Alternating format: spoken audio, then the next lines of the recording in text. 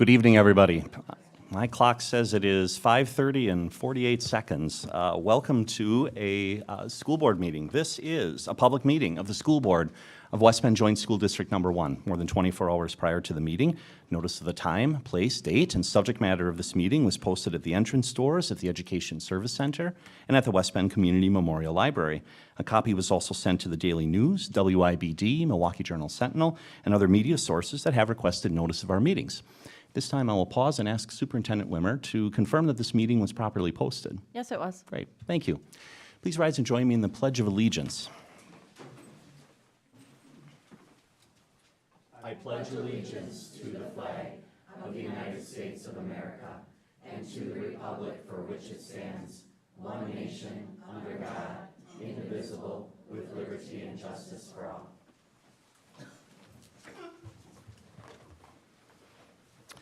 We recognize a quorum of our board with 6 members present. Dr. Chad Temez has an excused absence, so we'll see him at the next meeting.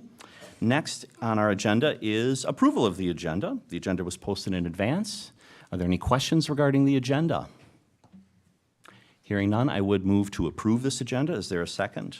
Second. Kelly, thank you for the second. Motion and second to approve the agenda. Any final discussion? Hearing none, all in favor, please say aye. Aye. Any opposed? Thank you. That motion carries. We move now to public participation. And individuals have turned in public participation comment cards. I have 17 comment cards tonight. So we normally allot 3 minutes per speaker. That would go over the stated 30-minute time frame that Board Policy 187 provides for public participation. But the board is able to consider extending that time to allow all participants to speak. So in that, I would move to amend Board Policy 187 for tonight to allow all 17 speakers up to 3 minutes each to speak. Would there be a second to that? Second. Thank you, Melanie. Motion and second to allow all 17 speakers to speak up to 3 minutes. Any final discussion? Hearing none, all in favor, please say aye. Aye. Aye. Any opposed? All right, that motion carries. I'll now read the announcement per Board Policy 187. We've come to the public participation portion of our agenda. Board Policy 187 prescribes the nature and procedures for this segment. I summarize the policy at this time, but copies of the policy are available in the back of the room, and I urge you to familiarize yourself with the policy in its entirety. Residents of the district, parents of children in district schools, and employees of the district may participate. Participants desiring to address the board should obtain and complete a participant comment card near the entry and turn it over to the president prior to the meeting or when allowed by the president. Participants may comment concerning an agenda item or a non-agenda item. Each participant will be called to the podium and given 3 minutes to speak. The participant must state his or her name and relation to the district. This information will appear in the minutes of the meeting. The board will not engage in debate concerning the remarks or take immediate action. The board may refer the matter to the superintendent, a committee, or take the remarks into consideration in future action. Board Policy 872 provides a formal process for citizen complaints, and Board Policy 520 provides a formal process for employee complaints. The board recommends use of these procedures as it guarantee a fair and timely response. So I will now invite the participants forward to speak. We have a visible timer behind me to help manage your time. And given the number of participants, what I'll do is I'll indicate who is invited to the podium and then who is on deck. Also, to help ensure all participants are heard and that this meeting runs efficiently, please abstain from conversation, comment, or applause during or after public participation comments. And I'll just add one other item. A member of the community had noted that technically Board Policy 187 requires that the participant needs to state his or her name. And sometimes when I introduce folks, they go right into their speech. So I'll remind folks, even though I may state your name, that we would ask that you state your name for the record. So with that, we invite forward our first speaker tonight, and that is Nick Stewart. And on deck is Stacy Beltman. So Mr. Stewart, there you are. And Mr. Stewart, you indicated you are a resident and a parent or guardian of a student. Is that correct? That is correct. Great. If you could state your name, and then the next 3 minutes are yours. Nick Stewart. All right. I'm here today to speak on emotional rhetoric and lazy leadership. Healthy debate is severely lacking in America at all levels in a way I have never seen it for in my 44 years of life. Healthy debate is a good thing for our community and school district. If anything, to set an example for the children in our district to learn from us with their own eyes and ears, to see and hear the adults lead by example and show them how rational adults can control their emotional mind and use their logical brain when they disagree. I've heard many logical examples presented by adults in our district to why a few books in question should not be allowed in our schools. One example is that these books are kept in the adult section of our own public library, similar to a rated R movie. Any parent or guardian can read these books with their child during their own time if they choose, similar to a book of faith. These simple facts destroy the argument that books are being banned. No one is banning books. This is a debate on what is age appropriate for young, inquisitive minds that are still in the developmental stage. Basic biology teaches that all human brains are not fully developed until age 25. Are we expected to start ignoring that part of biology like some have recently been ignoring biology when it comes to human chromosomes? Our own local newspaper has done stories in this issue. They redacted the words that are in question, and I understand why. If I were to repeat a few of the inflammatory words that are used in these books to a 12-year-old black child, I would be charged with a federal hate crime and sexual harassment of a minor. And the only retort that I hear from the people that are so adamant to have these books taught in our district is, "You are all book banners." A pure emotional mind being used, and our children are watching this and they are learning that this is the norm for healthy debate throughout the rest of their lives. Just shout people down when you disagree. And it is worrisome that some of the people in charge of educating our children can't come up with a stronger argument than one that is rooted in emotional rhetoric. We have seen throughout history that emotional rhetoric is the beginning of censoring free speech and diversity of thought.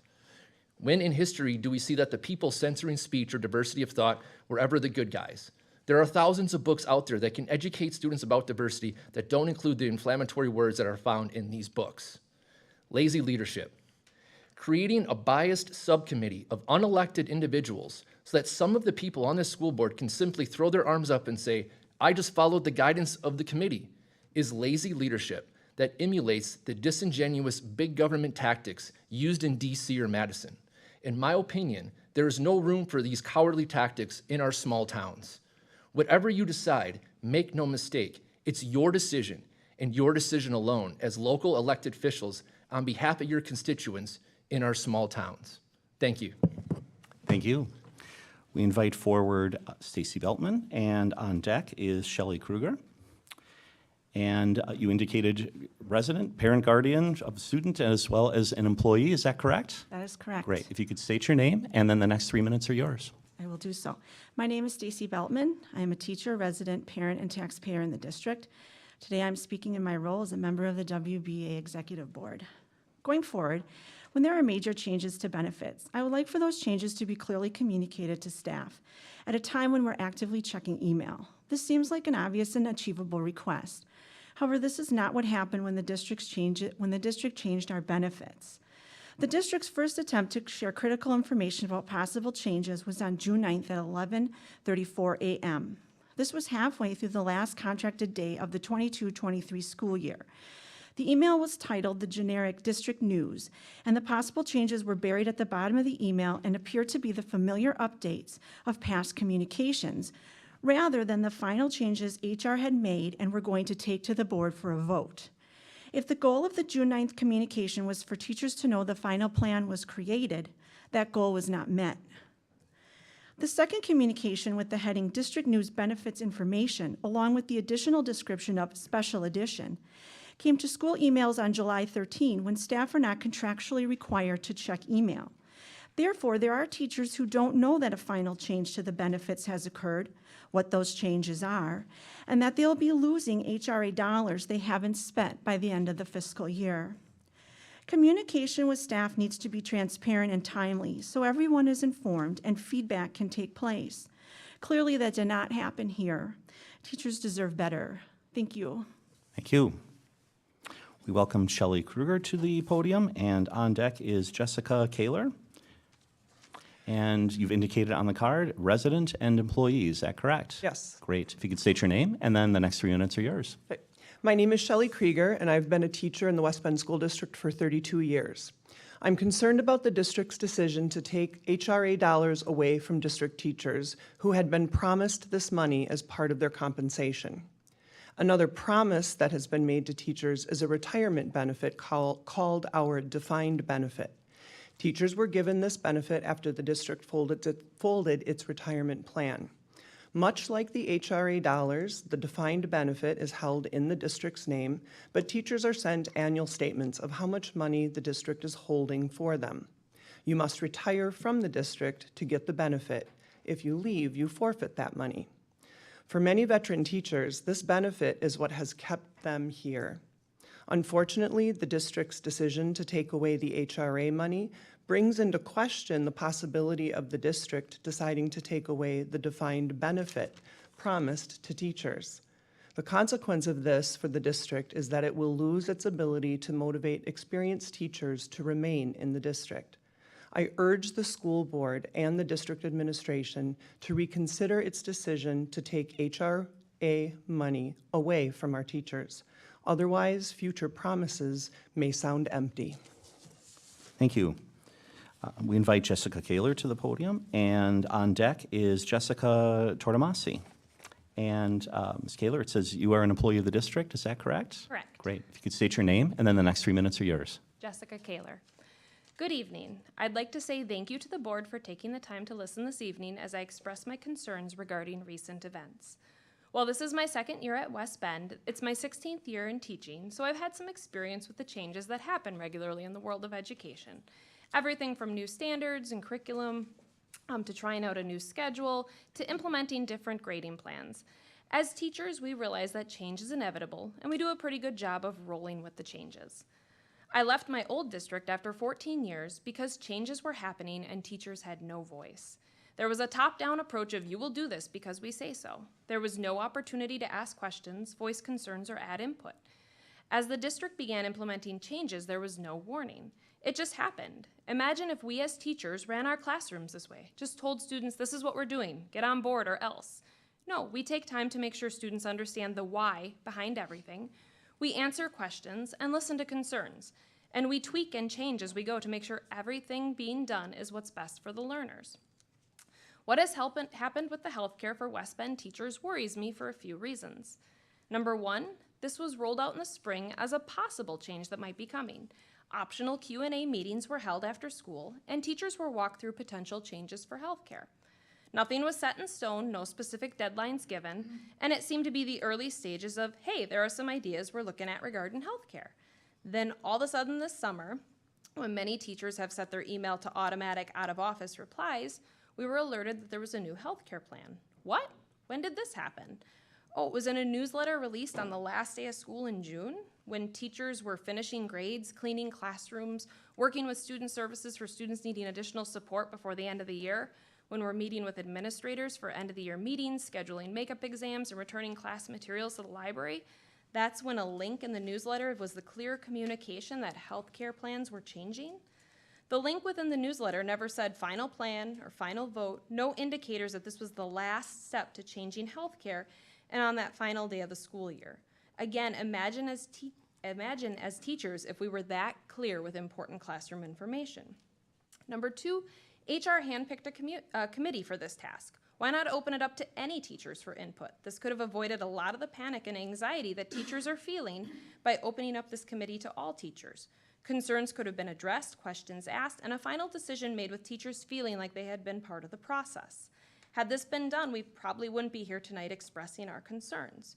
The reason I left my previous district was because communication had broken down. Teachers were always the last to know any changes in the district, and our voices were not welcome in the decision-making process. In a matter of a few years, the district went from a coveted place to teach to having to hire people with no experience or without proper licensure. Why? Because in a few short years, almost a third of the staff had left. The impact of that kind of turnover on the most important people in the district, the students, is devastating. Thank you. Our next speaker is Jessica Tortomasi, and on deck is Darcy Ketter. And you've indicated on the card that you are a resident of the district, is that correct? That's correct. Great. I'm also an employee. I didn't circle it, sorry. That's all right. If you could state your name, and then the next 3 minutes are yours. All right, my name is Jessie Tortomasi, and I live at 255 East Washington Street. I'm speaking tonight in my role as a member of the WBEA leadership team. On July 10th, 2023, the board sat and listened to a presentation by Lenny Hansen on how health benefits in the district would be changing for the next school year. During that presentation, Mr. Hansen explained that the purpose of benefits in our district included, quote, to recruit staff, to retain staff, to be fiscally sustainable, and to have a total compensation strategy. Mr. Hansen stressed that there's a big emphasis on retaining staff members in our district. My concern with how this information was presented to the board is that the descriptions of collaboration between the West Bend School District and the teachers on the benefits committee are inaccurate to the point of creating trust issues. Staff members feel taken advantage of, lied to, and devalued. Mr. Hansen said that there has been a benefits committee that has met for well over a year. He explained that during these meetings, the goal was to be transparent with staff. For example, were teachers and support staff included in the benefits committee as presented to the board? The answer is yes. Did they have a, quote, voice in the room, like Mr. Hansen explained? The answer is no. The teachers and support staff were essentially placed on a gag order not to discuss information talked about in these benefits committee meetings. They were told not to obtain input from their buildings to share out at the meetings. In fact, names of committee members were held confidential. Teachers and support staff were in the room, but were never given the opportunity to actually give input. They were simply there to listen to all of the changes that would be placed on the staff. Do you think directives like these inspire lead teachers to believe that they have a voice and are valued? Do actions like these attract and retain teachers? Teachers and support staff were compensated with HRA money to offset medical costs for their families. This has been a wonderful benefit, especially to me, a single mom of two who carries the health insurance benefits for my family. I work 2 jobs, plus do coaching, run extracurricular clubs, and fill in as an emergency substitute when the need arises for extra money. Having a son with severe medical issues, the bills rack up quickly. The HRA money was one of the benefits that drew me to come to this district 5 years ago. Unfortunately, as of the July 10th board meeting, those HRA dollars will be taken away from us after January 1st. Apparently, even though this was presented as a benefit to employees years prior, it is a benefit the district promised, and now the district intends to seize and redistribute multiple teachers' HRA accounts ranging in size from $1 to $3,000 to $9,000. Some families have rolled over their dollars to be able to save up and pay Thank for you. higher costing medical expenses. Thank you. Thank you. for your comments. Darcy Ketter is our next speaker. We invite her to the podium, and Angie Neusser is on deck. And you've indicated on your card, a resident, parent, and employee. Is that correct? That is correct. Great. If you could state your name, and then the next 3 minutes are yours. All right, thank you. My name is Darcy Ketter, and as a teacher in the district for 16 years and a teacher in the state for 33, I've seen my benefits change many times over as I've changed districts and as districts have changed plans. I've had everything from WEA insurance all the way to the self-funded that we currently have, and all of the plans have had pros and cons. These benefits are an important part of our annual earnings, and our families depend on them. I also recognize that the cost of benefits goes up every year for schools and businesses alike. Districts are wise to review current coverage costs and sustainability regularly, and I appreciate HR's desire to seek a better balance between wages and benefits for employees. I am one of the staff who served on the benefits committee. The committee weighed many options, and I believe the board voted on a plan that will serve the district and its employees well in the future. That said, there are many current employees who have followed protocol, met the criteria, checked all the boxes in order to earn or receive access to the $3,000 rollover that has been an integral part of our benefit plan for many years. With 4 kids of my own, I rarely have any rollover left at the end of the year, and that's my reality. So I am not one of the teachers who stands to lose the most, but I am concerned that the district has a responsibility to honor the remaining rollover for its affected staff as we transition to a new plan. While this obviously involves a one-time cost to the district, it can be argued that these funds have already been planned and budgeted for each year as a possible expense. There will be many employees like me with little or no rollover left on December 31st of this year. But the staff who have any remaining dollars at that time should be provided a window of at least one additional year to use these funds if needed. Anything less creates a disparity among staff in terms of current and past compensation. It's inequitable and it's unjust to punish those who've not incurred large medical bills in recent years by abruptly removing this reserved and anticipated benefit. If the board would honor these remaining rollover funds for impacted staff for a finite window of time, say 1 year, it would go a long way toward retaining the trust of current employees as we transition to a new plan. It would be beneficial, I believe, for the district to roll out this new plan with that trust and the backing of the majority of its employees in the district. Please consider re-leveling the playing field among staff for the benefits we have already earned and anticipated in our current plan. By extending the rollover even for 1 year, it seems reasonable and prudent gesture on the part of the district for those impacted. It would go far to send the message to employees that says we value what you've given and what you continue to give. So please consider honoring the remaining HRA rollover. Thank you. Thank you. We invite Angie Neusser to the podium, and Katie Losey is on deck. And you've indicated on your comment card you're a resident, parent, and employee. Is that correct? Check them all off, yes. Very good. If you could state your name, and the next 3 minutes are yours. I'm Angela Neusser. Thanks for the opportunity to speak today. I want to share some thoughts also on the process of changing over our benefits package. When comparing the new health package, benefit package, to that of any outside of the education world, it's really hard to argue that it's a poor plan. We recognize that. But a robust benefits package has always been offered to offset some of the other aspects of a career in education that may not quite stack up so well if that comparison were to be continued. However, the way the new plan was shared out may have led to a few misconceptions. As someone who uses the Employee Plus One, it's just myself and my daughter, and using the highest deductible plan, the new plan will cost me $1,144 extra per year. My sister, who was a teacher and now sells insurance to school districts, she and I sat down, we worked it out, and that is a fact. That does not include copays. So there is an added cost to the employees, which we were told was coming 3 years ago over at the auditorium. We were told a shift in the balance from employer to employee responsibility over the next 3 years. I'd like to point out that the highly publicized $2,000 raise that we received this year, for me then is about $800. And when the added cost of healthcare is figured in, and that's not including taxes and copays. The HRA dollars that are offered by the district as a part of our benefits package, as I'm sure they are communicated to prospective new members, staff members, have helped to make the rising costs and premiums and deductibles manageable. Some families use this benefit annually. Others, like mine, are lucky enough not to have needed the full benefit each year. However, I still went through the process each year to earn that benefit. And I was even penalized 1 year when I failed to have a visit documented correctly and I didn't get my HRA dollars that year because I didn't do what I needed to do. So the money in that HRA account was offered by the district as a part of a benefits package. It was earned by me as an employee and is now being taken and reallocated as if it was, quote, never theirs to begin with. Show me where that happens outside of the world of education. On that note, I'd like to inquire whether the board has a plan to monitor the allocation of the dollars that are proposed to make sure that it does actually go into salaries the way that it's been stated in some sort of a systemic way.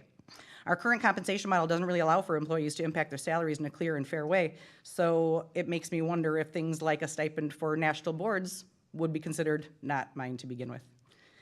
Finally, a push to make employees better educated and more careful users of their healthcare dollars was heard loud and clear by some of us, and the free, capitalized and bold printed in many PowerPoints, health clinic has been utilized. That, as I had a conversation with a trusted medical professional in our community, has resulted in a breakdown of the doctor-patient relationship. And as we all know, relationships are really important, right? So when we utilize that healthcare in the free clinic, those are medical assistants and nurse practitioners, we no longer are building that relationship with our doctor when we really need it. So I would ask the board, in the future, if you could listen more carefully when ideas are presented. I don't believe it was an accident that the plan was stated on the last day of school. Thank you for your comments. Thank you. Appreciate it. Thank you. All right. We welcome Katie Losey to the podium, and Sue Kellum is on deck. All right. And you've indicated that you are a resident and parent and employee in the district. Is that correct? Correct. Great. If you could state your name, and then the next 3 minutes are yours. My name is Katie Losey, and I'm a parent and a teacher in the West Bend School District. I'm deeply concerned about the district's decision to simply take the HRA money of teachers who had already earned it but haven't used it yet, without any additional compensation for the loss of that money. I am one of those teachers who will experience this loss at the end of the year. I earned HRA dollars as part of my compensation for teaching in this district. HRA dollars were given to us to offset other cuts to our benefits and to offset our stagnant salaries. This money was given to me as part of my total compensation. I have done everything the district has asked me to do, which includes utilizing the school district clinic for the past 9 to 10 years, rather than going to our pediatricians or other doctors. Looking back, this wasn't always the best choice or the best quality of care, and at this point, we have no relationship with our children's pediatrician. In doing so, though, I was able to have this cushion in case of a medical emergency in my family. Now the district is going to take thousands of dollars away from me and my family like it's nothing. I have done my part to earn and carefully utilize this portion of my benefits package, and I'm left wondering what else the district is simply going to take away from us. This does not build trust between teachers and administration, and it does not make me feel like the district values or respects me as an employee. I ask the board and the district administration to please reconsider the decision to simply take the HRA dollars already earned by teachers like me. Deciding to honor the promises made to teachers about the HRA dollars would go a long way in terms of trust, credibility, respect, and the ability for the district to attract and retain employees as people want to work for employers who exhibit these important traits. Thank you. Thank you.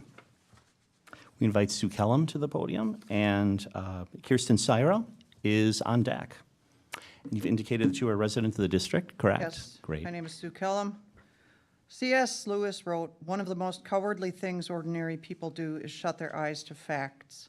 When the 57 Bus and Kite Runner books were challenged, you were given facts as well as opinions.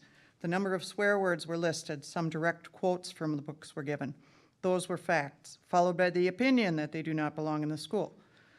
The idea that the book review committee felt it was not necessary to pull these books, to me, is ludicrous. Was it easier to leave them in and not face the woke people that wanted the books in? Was it easier to leave them in since tax dollars were already spent purchasing them? Either way, in my opinion, it is cowardly. Is this how you are to rule? Is this what we can expect in the future as well? If so, I hope that more people pull their kids out of public school. Kids get traumatized from life, and some kids don't go home to love and happiness. Why give them more things that could give them trauma? Why give them something that might make them think that the things in those books are okay? Speaking that way, treating people like that, do we really want our kids to think that this is okay, that it's normal, that it's acceptable, that the people that are objecting to these books are being ridiculous? Do you really want kids to have those opinions, or would you rather they form their own opinions? This is a blended country, and as such, there are people of all religions, beliefs, cultures, races, economical, and educational strata. Can we let our children learn how to get along without filling them with your opinions? Is this really the hill you want to defend? Thank you. Thank you. Our next speaker is Kirsten Syra, and on deck is Haley Doherty. And you've indicated you are an employee of the district, is that correct? That is true. Great. You could state your name, and then the next 3 minutes are yours. Good evening. My name is Kirsten Syra, and I'm a teacher in the West Bend School District and have been a teacher in Wisconsin Public Schools since 1991. I'm here in my role as a member of the Executive Board of the WBEA and to speak on behalf of teachers in the district. We deserve a fair and reasonable increase to our pay that is in line with the cost of living increase in the United States. Public education is near crisis mode. We are facing unreasonable cuts to our funding from a state level, as well as a mass exodus of our best and brightest educators. In January of 2023, the Wall Street Journal reported that at least 300,000 public school teachers and other staff left the profession between February 2020 and May 2022. For far too long, our public education system has been balancing the books on the backs of teachers. As teachers, we spend countless uncompensated hours in our classrooms and for our classrooms. According to an article in the NEA today, more than 90% of teachers spend their own money on school supplies and other items their students need to succeed. According to a report published by CNBC, average pay increases throughout the United States in 2022 were more than 4% of 2/3 of those surveyed.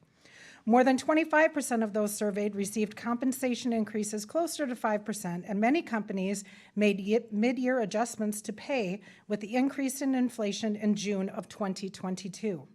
West Bend teachers did not receive a cost of living increase in pay for the 2022-2023 school year. West Bend teachers did not receive a cost of living increase in pay for the 2021-2020 school year. West Bend teachers did not receive a cost of living increase in pay for the 2020-2021. And it goes on and on. I'm not going to repeat every year.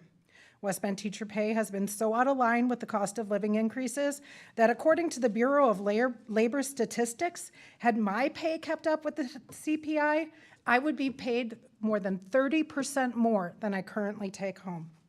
More than 30%.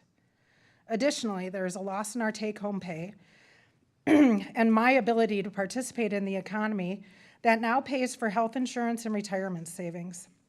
There once was a time when being a teacher was lauded with the health and retirement benefits that make up for the lower pay. So what does that all have to do with why I'm here today? I'm here as a strong and vocal supporter of public education. I feel that we need to fight to keep our schools the best that they can be. Part of that is ensuring that we're paying the professionals what they and their work is worth. As a member of the Board of Education in my local municipality, I've made it my mission to ensure that teachers are compensated fairly. In addition, I have proposed that all employees have pay increases that mirror the increase in teacher pay. What this means is that administrators, teachers, food service workers, and maintenance teams are considered paid from the same piece of the pie as teachers. Thank you for your comments. We move to Haley Doherty. Welcome to the podium. And Jason Penterman will be on deck. And you indicated you're a resident and employee in the district. Is that correct? That is. Great. If you could state your name, and then the next 3 minutes are yours. My name is Haley Doherty. Good evening. Thank you to the board for listening tonight. I'm a resident of West Bend and a 7-year teacher at West Bend East. I'm here tonight to speak for 2 reasons. The first is the theft of HRA dollars from district teachers, and the second is for the need for more than a cost of living increase for teachers. It was understood that one of the possibilities in new health insurance plans meant that the HRA would be discontinued. It was not, however, made clear until the July 10th board meeting that teachers who had banked their HRA money, as one of them, which was given to them as part of their compensation, would have that money taken from them by the district without receiving any additional compensation in return. There are teachers with thousands of dollars saved in those accounts, and taking away that money is robbing teachers of their overall compensation. I strongly encourage the board to speak with HR and find a solution that allows teachers to use this money that has been earned. Second, the teachers in West Bend need more than just a cost of living adjustment. Increases in teacher salaries in our district have been less than the increases to the cost of living for several years.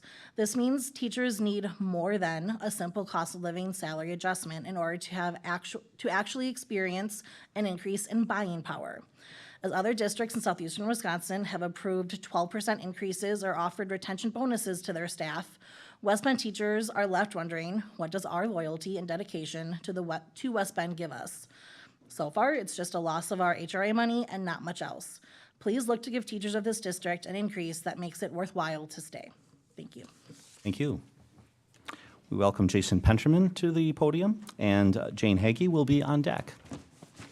And indicates here that you are a resident, parent, and employee in the district. Is that correct? Yes. Very good. If you could state your name, and then the next 3 minutes are yours. My name is Jason Pennerman. I'm a teacher employee here and a resident. So I'm going to be talking about the WBSD decisions to attract and retain teachers in this community. So after Act 10, WBSD created these health reimbursement arrangements as part of compensation, and employees who followed the expectations made positive health decisions and actions that were compensated up to $3,000 annually, and the unused money could be rolled over up to $9,000 maximum. The money may go towards a deductible, for example.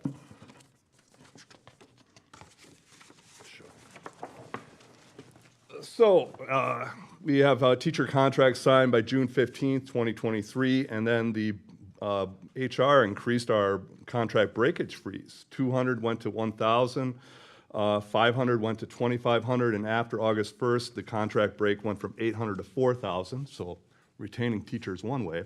And then mid-July, we had the announcement that HRAs must be spent by December 31st. We got 5 months to spend that money. Employees could have had 6 months to spend that HRA money, but there was a gag order on the committee, so people didn't hear things. So these are the realities of attracting teachers these days. We've got shrinking applicant pools because fewer people are going into teaching for some reason, and multiple open positions take longer to fill, and other districts are offering better working conditions. For example, their high school teachers don't teach 6 sections, and they're giving true salary adjustments for inflation, not partial ones.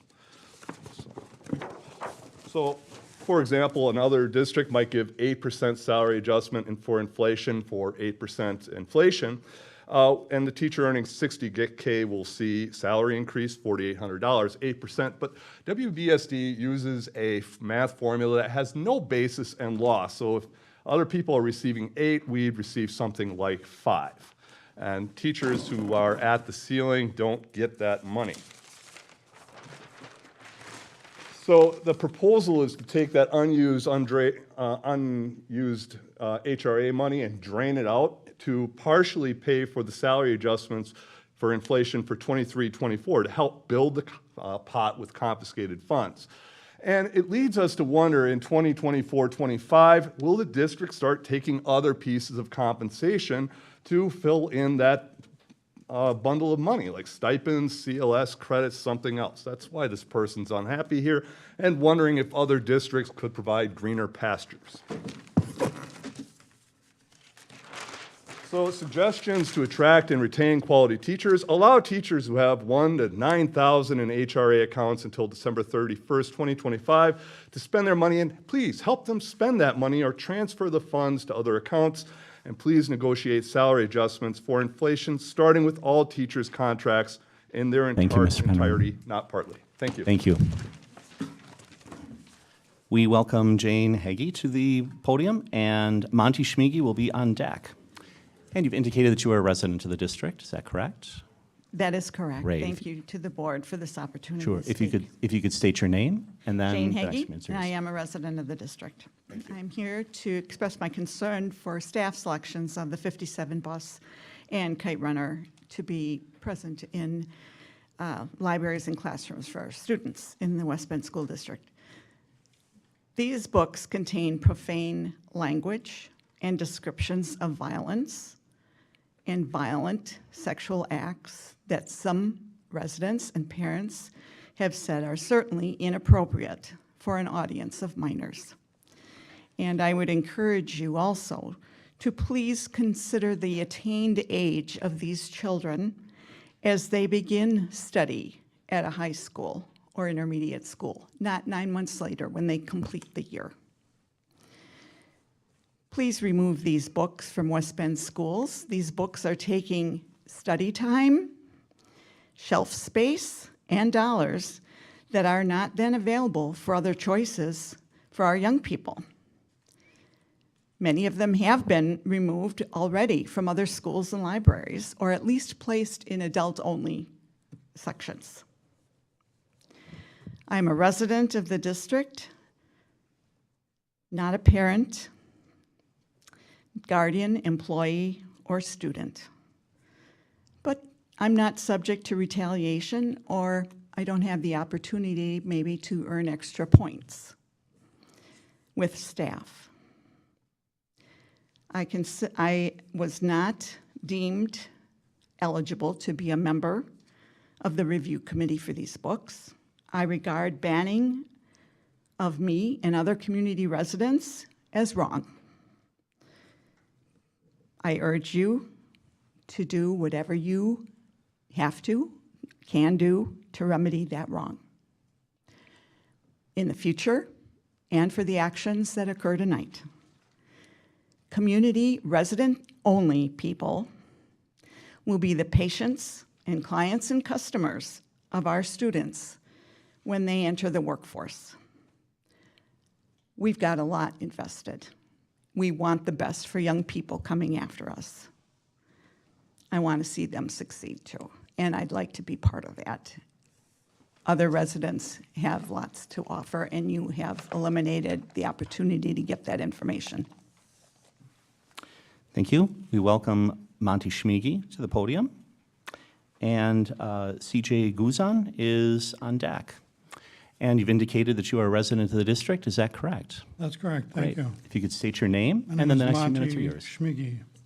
I sent to the board members a longer email yesterday, which I cannot begin to go into the content of that because it was long.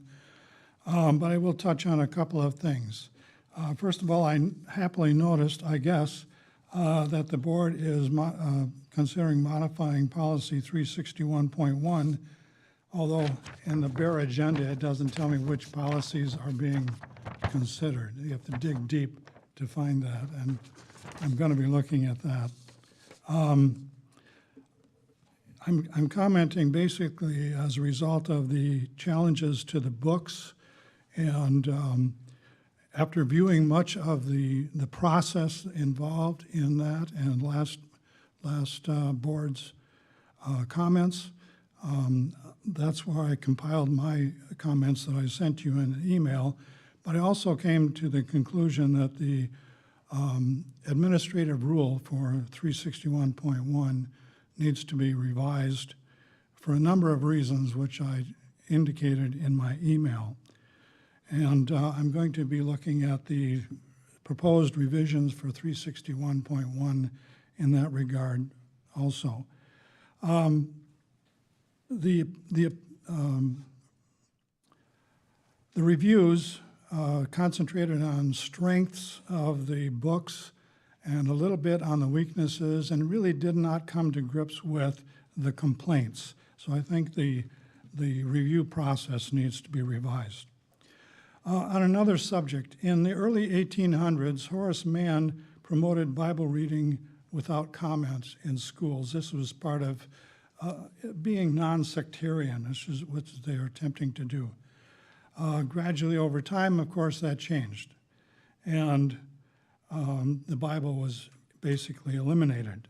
I'm not calling for it to be put back. But when we emphasize diversity, equity, inclusion, and social emotional learning and other things in that field, we are getting into a moral realm. And whose morals should we propagate? Are there universal morals that we can propagate? Or in choosing the morals that we propagate, are we violating, are we discriminating against others? This is a question that is probably almost 200 years old and needs to be considered when using materials such as the books that were being challenged. I think I'll stop there. Thank you. Thank you. We welcome CJ Guzan to the podium, and on deck is Jody Geenan. Hello. Hello, and you've indicated that you are a resident of the district. Is that correct? I am indeed. I Great. am a resident. My name is CJ Guzan, and I'm speaking on behalf of myself and my wife, a district teacher and a member of the WBEA Executive Board. June 9th, 2023. That was the last day for my wife to work for the 2022-2023 school year. It was her last contracted day. She received an email from the district at 11:34 a.m. titled District News. The email read, quote, "Congratulations on the end of another school year. The district news has been updated. Link. Have a wonderful break. For those who return on Monday, have a great weekend." Allison clicked on the link. When she opened the district news document, it read like any other.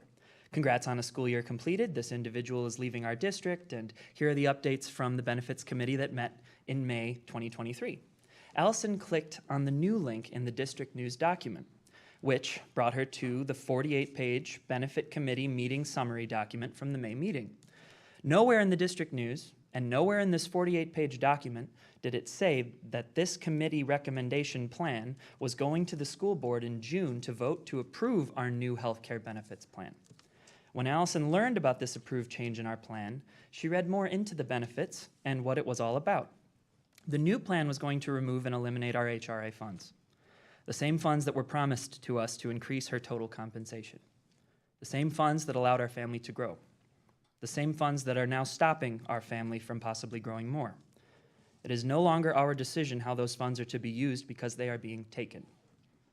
We have saved and saved and saved to be ready for a medical need. It was a promise, and now that promise is being broken. Our trust is being broken. That trust took a bit to be built. Now I am unsure if I can trust the district to keep their promise of Allison's retirement that we add to each year, that we save for our future.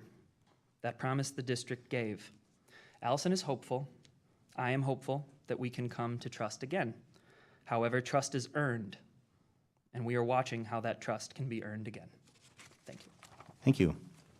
We welcome Jody Geenan to the podium, and Tanya Lohr is on deck. And you've indicated you're a resident of the district. That is correct. Great. If you could state your name, and then the next 3 minutes are yours. Jody Geenan. And I'm speaking about the book review reconsiderations, which I found to be flawed on many levels. First, the committees were stacked. There was all English teachers, administrators, and the librarian for the schools in question, with one parent. And in the high schools, they also had one student. Of the one parent, one of the committees was the wife of one of the school district employees, actually a teacher. Another mother was also another parent was also the mother of one of the students in one of the other committees, which, how do you get there? One of the solutions might be to look at the formula that the Human Growth and Development Committee uses, that the state provides in the statutes, that might bring up a more fair public oversight. There were contradictions made in the committee, such as they all agreed that some of the material could definitely trigger trauma. The trauma might, but then they would say, oh, the trauma might remedy itself if the student would read the entire book. In another breath, they said, but if a student gets triggered, the student can stop reading the book. But either way, the child is traumatized. Why are we going to risk that? Why are we risking giving materials that we know definitely could traumatize some students? Another committee, the committee also minimalized the trauma triggering stuff by comparing the amount of pages it took up in a book of, let's say, 400 pages. Oh, it didn't really take up that much room, so the trauma isn't really that bad compared to how wonderful the book is.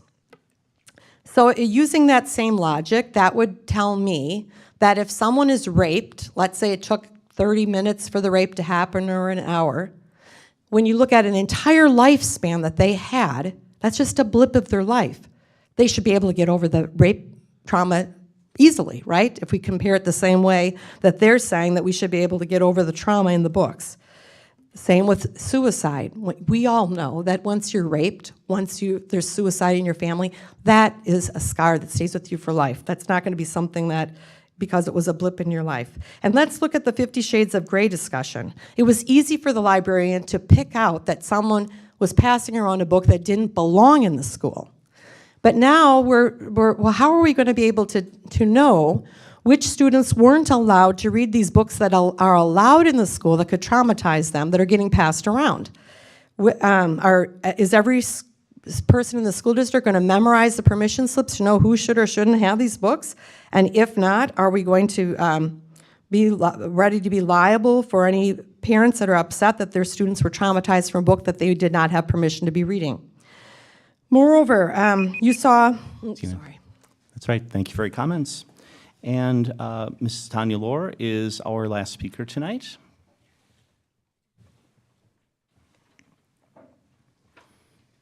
Ms. Lohr, as you take the podium, you've indicated that you are a parent and an employee of the district. Is that correct? That is correct. Great. If you could state your name, and the next 3 minutes are yours. Thank you. My name is Tanya Lohr, and I am a teacher and parent in the West Bend School District. Tonight I am speaking in my role as the president of the WBEA. I turned 50 this year, and one of the many realizations I've made since reaching this milestone is that I am now one of the dinosaurs. And my job, in part, is to remember the changes that have happened to our job, our salary, and our benefits. I remember when teachers in this district were given HRA dollars in lieu of other compensation. This money was part of our total pay and was documented as an individual benefit. It was earned each year we were employed by the district, and we were told we could roll over this compensation to use at a later time. Taking people's remaining HRA money without giving individuals anything in return is the moral equivalent to wage theft. It is also important to note that taking money that teachers already earned and turning around and giving it back to them isn't really a raise. It's not new money being given to teachers. It's money teachers had already earned being taken away and then given back. Worst regifting ever. If the true intent of the district was to take money from benefits and turn it into additional salary money, then they would have settled teacher contracts first, so teachers received their normal salary adjustment, and then changed the benefit and added the money saved onto salaries. Then the district would be taking savings from benefits and adding it to the salary side. Instead, the district changed teacher benefits and then said, okay, let's talk salary, knowing that there are limits to this discussion. It appeared disingenuous and disrespectful to the process. It is also important to note that merely matching CPI, which is the increased cost of living, isn't a raise. It's a cost of living adjustment. Therefore, if the district cuts benefits and then matches CPI and salary, it's a loss in total compensation for teachers. In order to give teachers an actual raise, their total compensation must surpass CPI, so they experience an actual increase in buying power. There are solutions that would help the district honor its promises to teachers and maintain its credibility with staff. The district could extend the deadline by which teachers could use the remaining HRA dollars, increasing our opportunity to use the money we have earned through our service to the district. Another solution would be for the district to give people their remaining HRA dollars as a stipend at the end of the year, or to allow them to use these dollars to pay for their insurance premiums next year. These are all ways that the district can show they are dedicated to honoring the work of its employees and the compensation earned through this hard work and effort. The shortage of teachers in the state means educators can choose where they teach and how long they teach there. A question to ask is it likely teachers will want to teach in a district where promises aren't kept and the rules of the game keep changing? If the answer is no, then it's time to right this wrong. Thank you. Thank you. And that was our final speaker for the evening. First of all, let me thank everyone for coming and for sharing your comments and for proceeding through public participation in an orderly fashion. So we're going to proceed with our meeting, but we understand some of you may have other obligations. We won't take offense if you need to leave, but we will continue on with our meeting. So thank you. Folks, we'll just pause for a moment as some folks exit.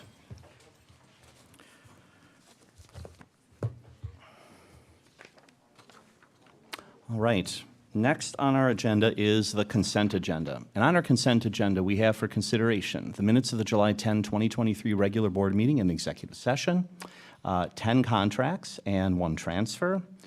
We have 2 resignations, no retirements. Also included are athletic worker wage scales and nutrition department wage scales.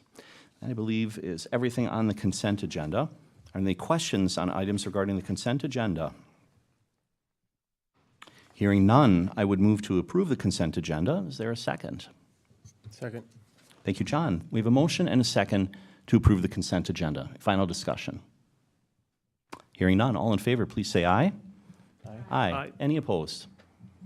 That motion carries and the consent agenda is adopted. We move then directly into reports. And we start with our annual nursing report. I believe Amy Brager, our district nurse, is going to walk us through this report. Welcome and good evening. Hi, everyone. I'm Amy Brager. I am the district nurse. First of all, I want to say thank you for all you do for our community and welcome to those of you that are new and I have not had the pleasure of speaking with yet. I've been in the district for working here for almost 9 years, and I started part-time as a support nurse for a couple years while I worked at Children's full-time in the ICU. I then fell in love with school nursing when I had the opportunity to do I went back for my BSN, got to do a clinical that went through the district here, and fell in love with the complexities of school nursing and the opportunity to make a positive impact on my community. So that's been my role here for about 7 years. That's not my favorite role in life, though. That would be being a parent of 3 children. That's my little guy in the middle there. He just completed 4K and he's heading to Fair Park this year. So wanted to share that as that perspective as well. You'll also see here that the 2 pictures on the side, we had the opportunity to go to the Wisconsin Association of School Nursing Conference in Green Bay in April, and we learned a lot of great things, brought those back to our team. We also got to run through the Packer Tunnel, so I feel like I'm extra winning this school year. This is just a breakdown of our health room professionals. A health room professional in our district could be an MA or a medical assistant, an LPN, or an RN. They essentially are the same role. However, an RN can do a couple additional items such as providing initial training or education or provide consultation for special education. That is a large part of my role. I do attend IEP meetings and 504 meetings for our students with medical needs, meet with those families, speak with their providers if necessary, and really look at what accommodations they might need in the school day to help them to be successful. This is just a framework that we utilize as a student-centered focus. This is adopted from the National Association of School Nurses. And then we'll dive into some of our data from last school year. So of the 5,700 plus students that we have enrolled here, we of course have a wide variety and range of medical needs and procedural obligations for students that attend during the day. A lot of those things are not put into a report just because they can be considered identifiable, and may not be as common as some of these things, but we do provide G-tube feedings. We have students that require urinary catheterizations in the school buildings, just a lot of different types of procedures. But some of the more common ones, we have students with type 1 diabetes. There are 16 of those last school year, and while that number is not as high of a percentage of our students, those students typically meet with us more commonly throughout the school year. So we might see one of those students 5-6 times a day in the clinic. We also meet with those families annually, if not more, to really find out where they're at in their medical journey and provide them with the things that they need to be successful in school, moving towards independence eventually. Students with asthma, we had 458 in the district, which means a similar number of inhalers to manage. Emergency medications is 172. That could be anything, that does not include inhalers. Could be anything from an EpiPen to glucagon to diazepam that we would use for students with a seizure disorder. And then training goes along with all of those pieces. We have 10% of our students that have a diagnosed mental health or behavioral disorder. So we know there are more students that are not diagnosed and exhibit some of those symptoms and behaviors, but that 10% is actually diagnosed and is followed by a provider or receiving treatment of some sort. And with that kind of rolls into the medications administered. You see that 24,387 medications were given. A lot of those are for ADHD or attention deficit type medications that might help our students to be successful during their school day. Some of our clinic visits and dispositions here, I did a breakdown this year so that you could see this last year where we were as far as who was the busiest clinic, I guess you could say. Silverbrook and the high school are always right up there at the very top. Silverbrook took the title this year, but the total clinic visits that our health room professionals saw last year was 67,120. That number is a lot higher than it has been in years past and is about 5,000 more than last school year. The calls to 911 transported to the hospital, we had 18 of those, and that's very similar to what it has been in the last couple of years. And then students sent home due to illness, that number at 4,353 is what where a student comes and is assessed by the health room professional, and then that person deems they fit the guidelines to send them home. That right there is a powerful number to me. That speaks to the benefit of having medical professionals in the building, because 67,000 children came and 4,000 some went home. The rest of them were given some sort of intervention and able to be returned to the learning environment, and that's really our goal, is to keep our kids safe and ready to learn. For school-based health initiatives and community partnerships, we had a few things that went really well this year. District immunization compliance rate is at 99.9%, and I've never seen it that high. So we're gonna clap for that one. But our staff works really hard to make sure that our students don't have to go through an exclusionary period for the following year. And really kudos to the families and the providers in our community as well for getting those kids in and getting everything that they needed so they were ready for their school year. We have a couple CPR certified instructors on our staff. They were able to certify more than 60 staff members. Medication training is something that all staff are given by myself and a couple other of our RNs. And then UAP training is unlicensed assistive personnel. That's additional training that can be done for students with particular procedures. So if we need to train someone how to do a catheterization or a G-tube feed or something like that. We provided clinical experiences for BSN nursing students. That's something I'm passionate about since that's how I got my start here. Bridging Brighter Smiles dental program provided $11,000 plus in charitable care to our students that required it and that were eligible. And then I serve on a few different committees, Project Adam, the Substance Abuse Coalition, the Washington Ozaki Health Department has a couple different committees that I will provide consult or partner with. And then we are always super, super grateful for our partnership with police and fire departments. They are fantastic. They go above and beyond to make sure that our community is safe. Pictured there, you'll see a couple photos from our drill we just did last month where police, fire, dispatch, freighter was involved in kind of a large community event. So that is always something I'm really grateful for, because not every community has everybody working together as well as ours does. The middle photo there is the West Bend Lions Club, or members of the West Bend Lions Club. They help us with our vision screenings.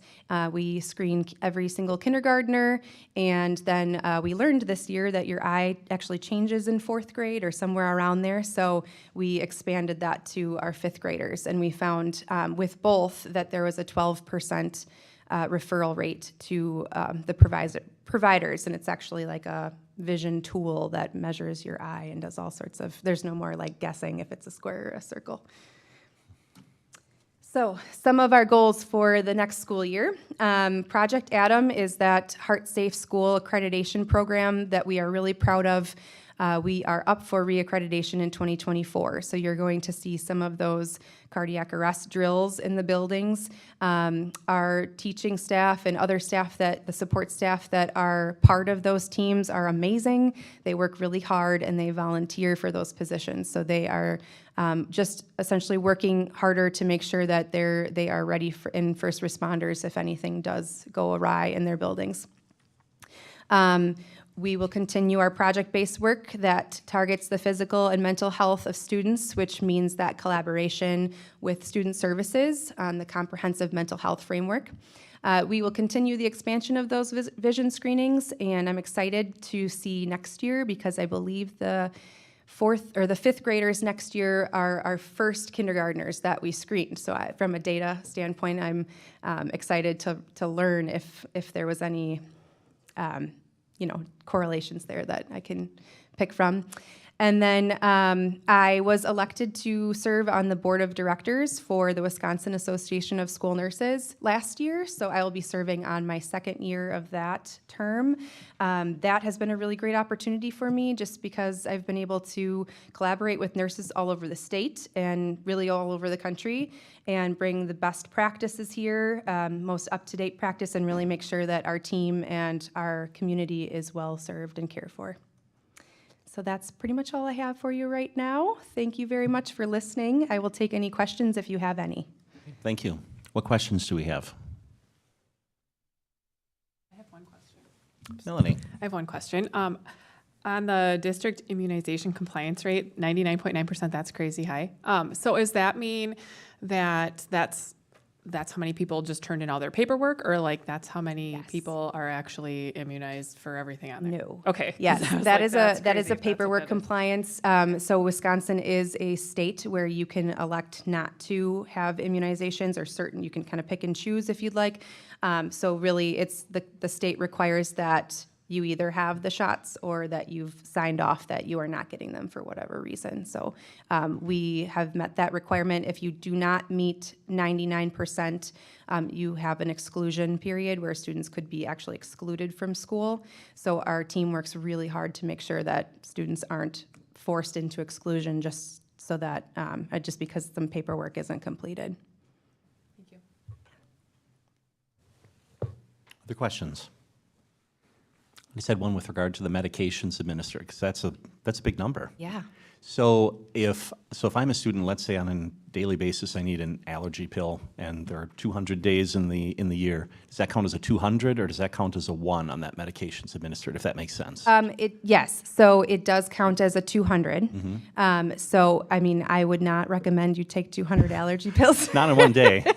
Yes, but we do. Right. We are counting the number of pills. Yes. Sure.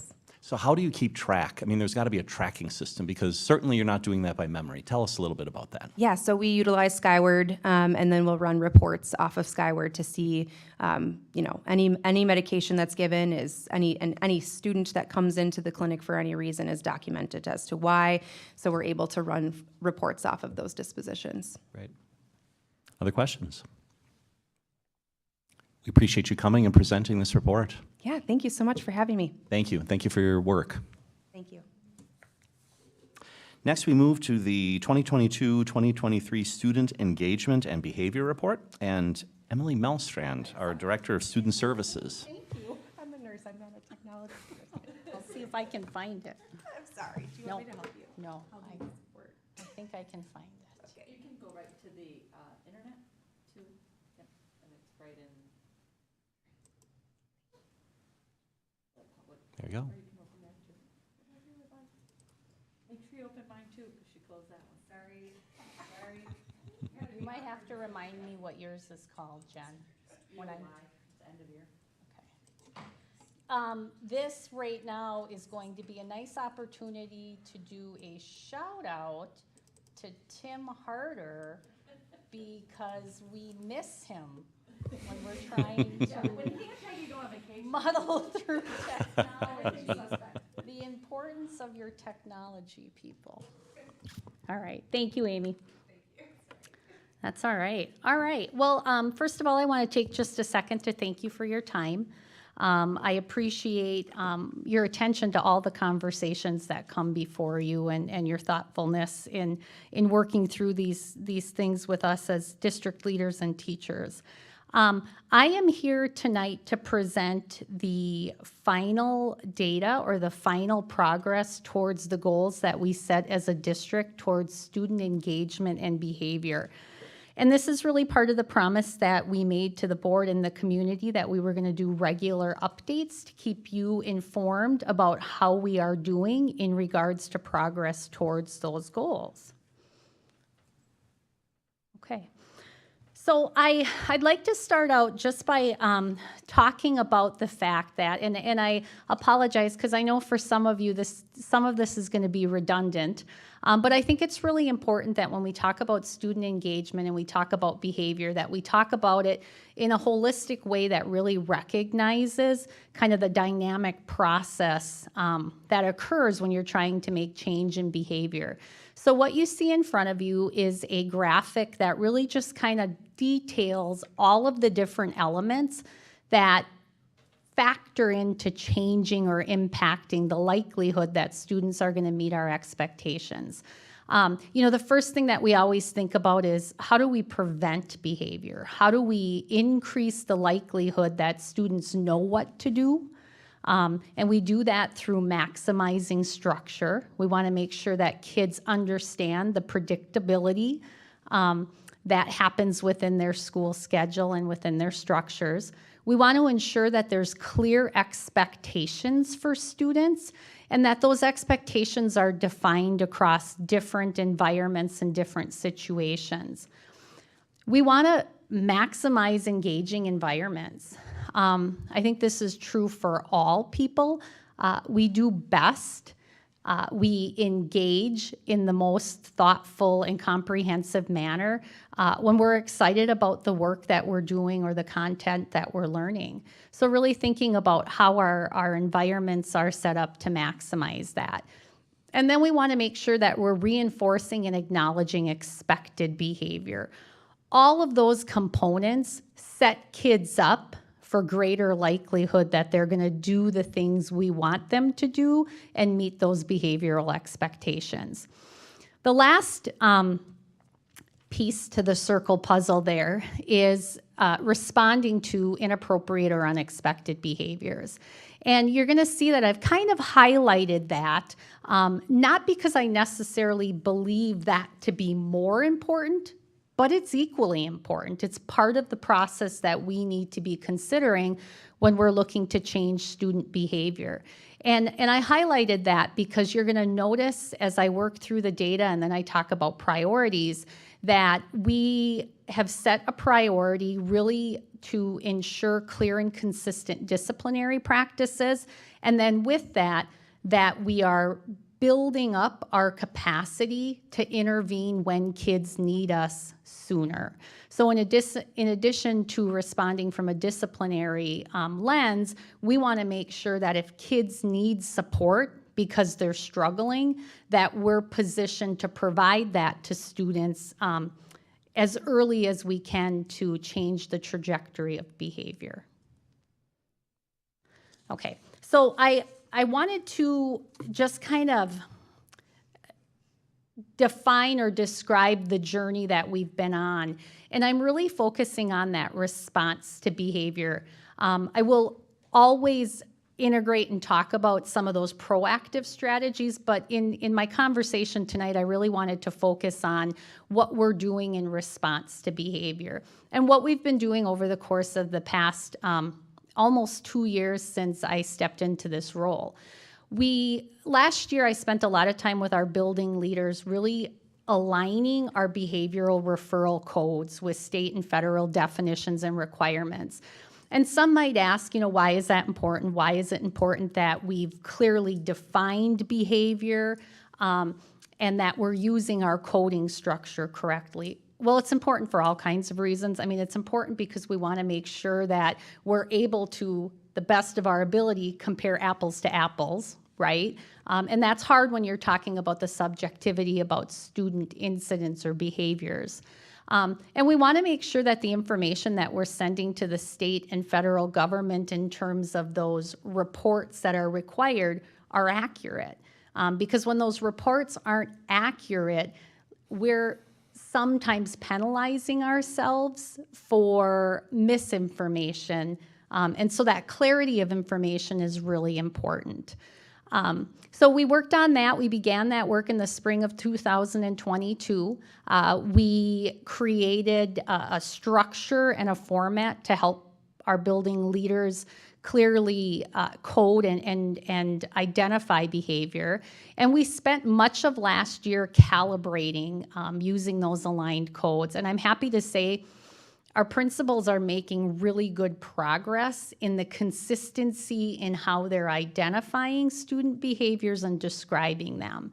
So the next part then becomes, okay, now we're doing a better job in how we define and describe student behavior. The next thing is really improving the clarity in which administrators are responding from a disciplinary standpoint. So that idea of clearly defining consequences for student behaviors.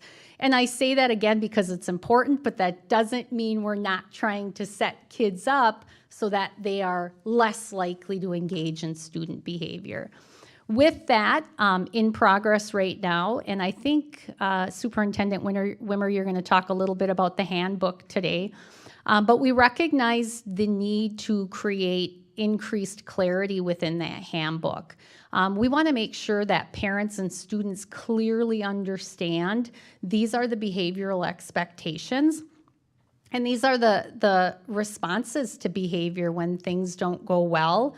And these are the things that you can count upon in terms of intervention from the district to support your student when they're struggling. So those things are in progress. We will be prepared to roll out that, the clearer, more defined consequences or disciplinary rubrics as we roll into the school year. The handbook is well on its way to completion. And then we'll spend time during the 23-24 school year monitoring and calibrating our actions to student behavior. And we do that in all sorts of ways. I mean, we spend time as a leadership team really unpacking incidents that have happened in an anonymous way and saying, okay, based on the information you have, how would you have coded this and how would you have responded to that? And we're looking for more consistency across the district, and we're also looking for alignment from our little students, our youngest students to our oldest students, because of course, we're going to have increasing expectations for student behavior as kids develop. The other thing that I want to mention in relationship to that, and we spend a lot of time thinking about this from an administrative standpoint as well. We're creating these rubrics. They provide really good structure and kind of a framework for decision making, but we need to be able to look at every single student and incident through, and I often use a visual of looking, through various lenses. We need to look at kids and we need to recognize their developmental level. You know, is this a student who has other challenges that we're supporting? Is this a student who's had multiple behavioral incidents? Because that's potentially going to impact how I respond. Is this is this behavior more or less developmentally expected given the student's age? So it isn't always as simple as student did X, Y will always occur. Student did X, and here is the range, and you need to consider the context in which that event happened, and you need to consider who that child is as a learner and what they bring to the circumstance.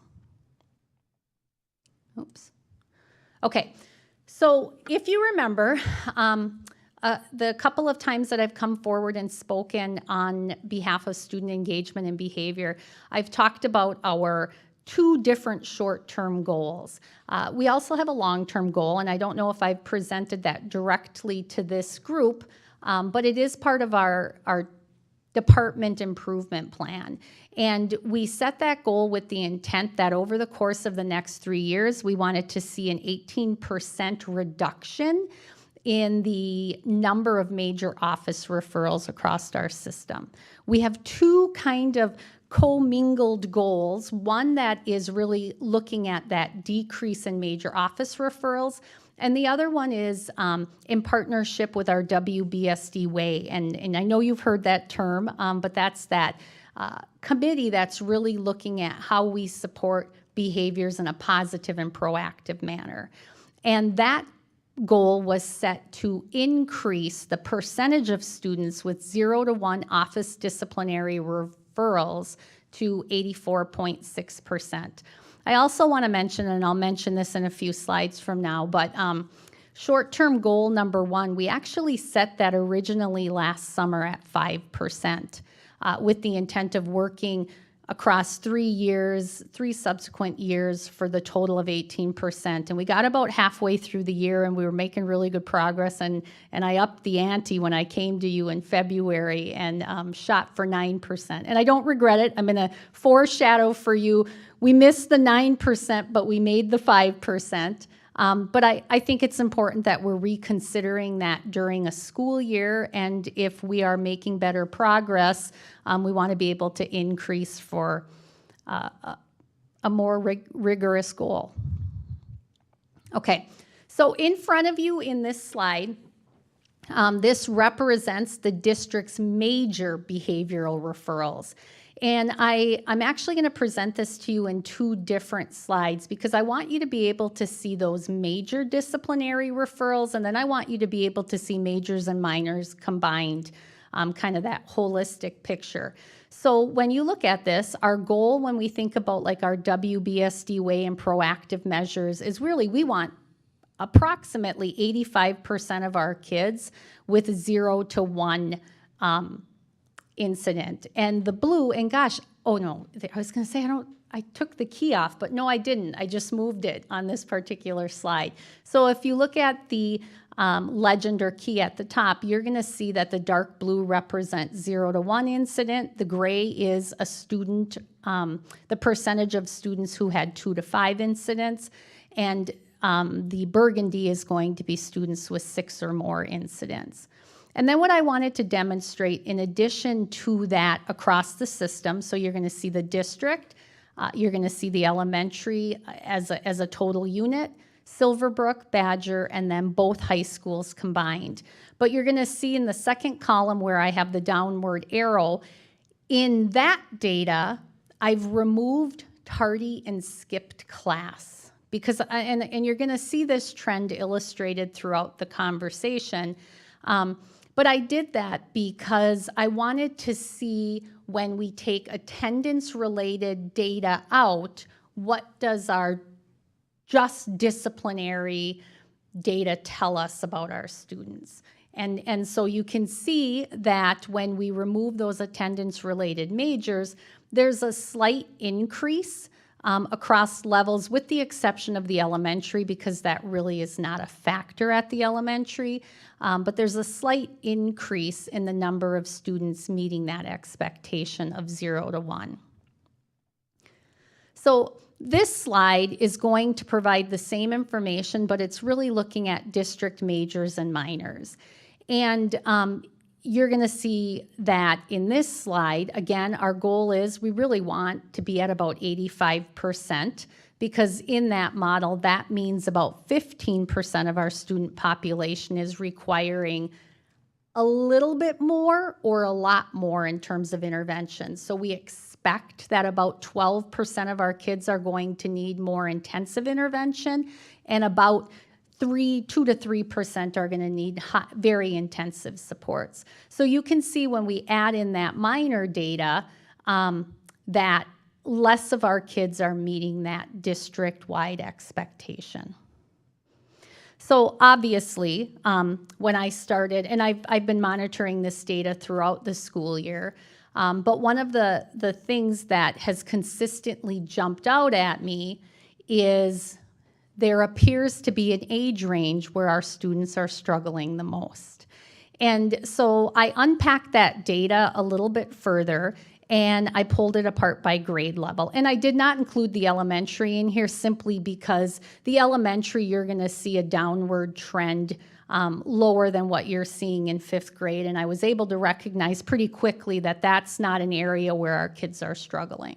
But what this shows you is that as our kids move from 6th to 7th grade and onward into 9th grade, we are seeing our kids struggle more significantly. And I think that's pretty important as we start identifying priorities for the upcoming school year, that we need to be extremely proactive and responsive on behalf of our 7th, 8th, and 9th grade students.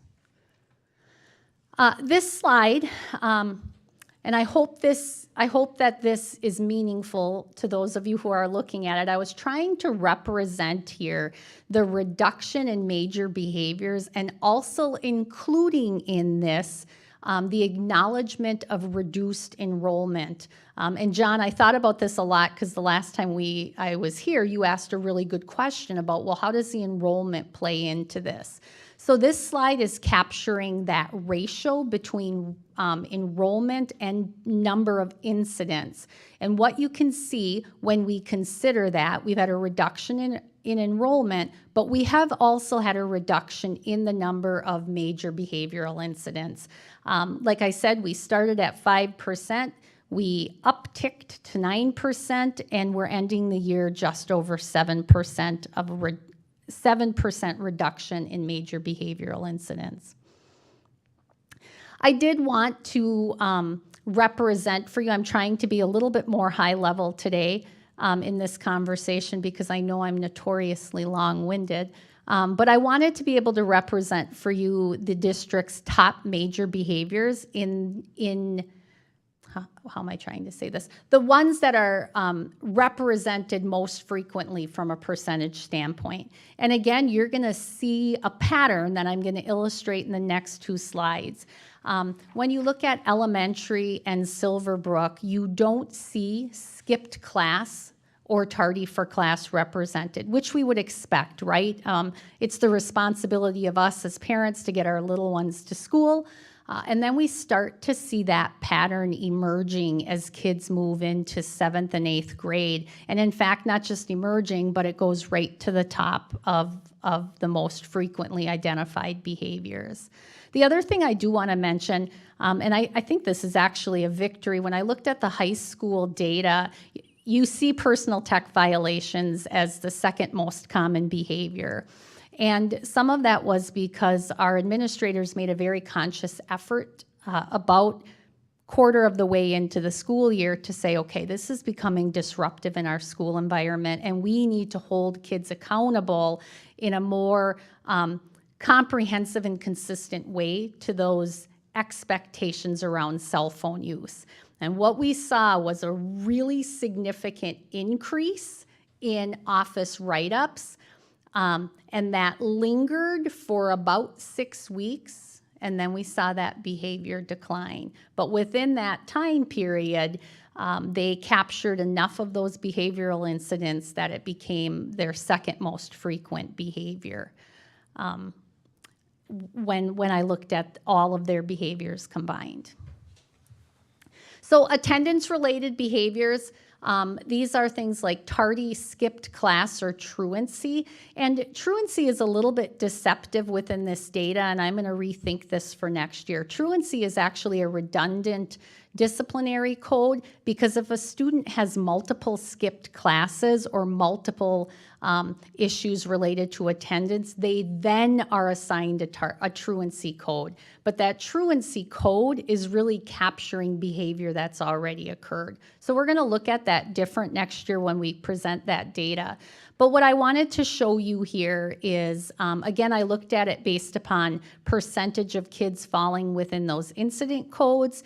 You can see the same pattern where kids are struggling with skipped class and tardy, beginning at Badger and into the high school. And I did want to comment that 38% of our major behavioral incidents were attendance related.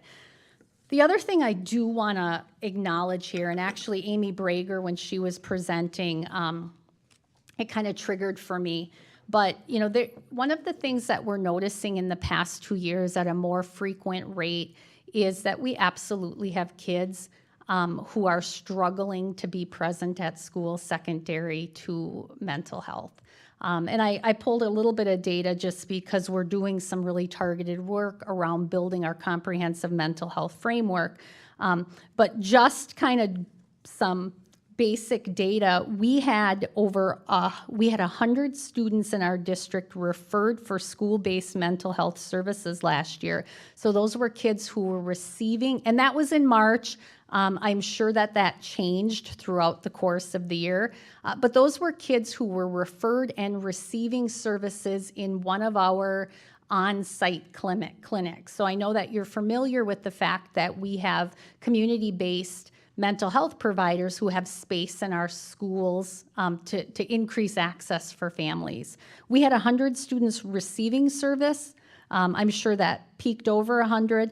And as of March, we had 23 additional students who were referred but not served because of capacity.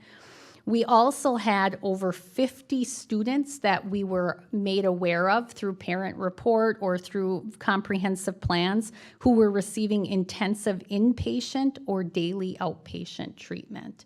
And I think that that's relevant because what we're finding, there's absolutely behavior represented in this data that is willful choice-making behavior. I'm tardy for class because I'm not organized, or I'm struggling to get myself up and going, or I'm putzing around in the hallway, and we absolutely have behavior that's represented in this data that's just willful skipping. But I also know that we have a lot of kids who are really struggling, and those are often kids that are showing up in this data.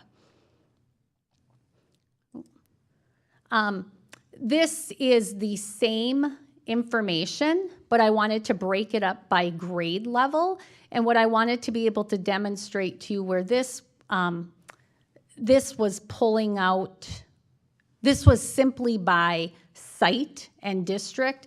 I wanted to show you kind of the same reference that our kids are struggling most significantly in 7th and 8th grade. So moving into next year, one of the things that we have started to frame as a district leadership team is the fact that we need to continue to focus on behavior, absolutely. But I think we need to have some targeted work on increasing our attendance. Our kids who are not consistently at school, who are skipping school, who are tardy for class, are often the same kids. There's some overlap there, right? In terms of you have to be present and engaged in order to be meeting those school expectations. So there's some overlap, but there's some intentional differences in the way that we respond. And so moving forward, we are looking at 2 different goal areas addressing each of those components. Oops. So just a visual to remind you, the way that works is we're going to set a district goal that focuses on behavior and a second goal that focuses on attendance, and that becomes kind of the district pace setter, and that filters down through each of the building or leveled site improvement plans. So each of the sites will integrate those 2 requirements in their strategic plan. And then I wanted to identify some of the priorities that we've set. You're going to see some overlap because whether you're dealing with or trying to support student behavior or attendance, there are definitely some overlapping strategies. But a primary priority will be to clearly define those administrative actions and consequences for student behavior, and we will be rolling that out at the beginning of the school year. We want to make sure that at all levels, we're ensuring consistent practice and monitoring behavioral data and responding quick enough. And I can't emphasize this enough, but a student who is demonstrating a pattern of consistent or chronic behavior not only needs that disciplinary action, but we have to be getting in there quicker and putting intensive interventions in place to change that trajectory.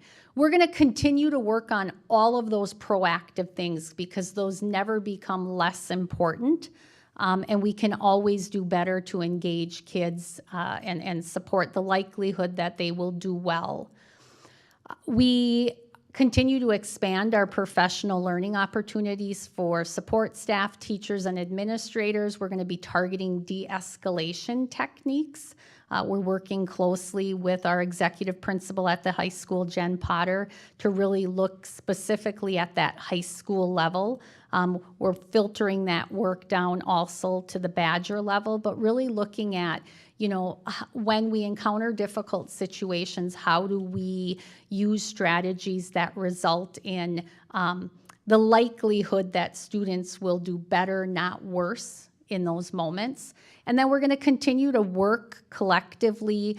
When students are really struggling, they're really struggling for a reason. They're either really struggling because they're missing skills that allow them to do better, or there's some unsolved problems that are contributing to student behavior.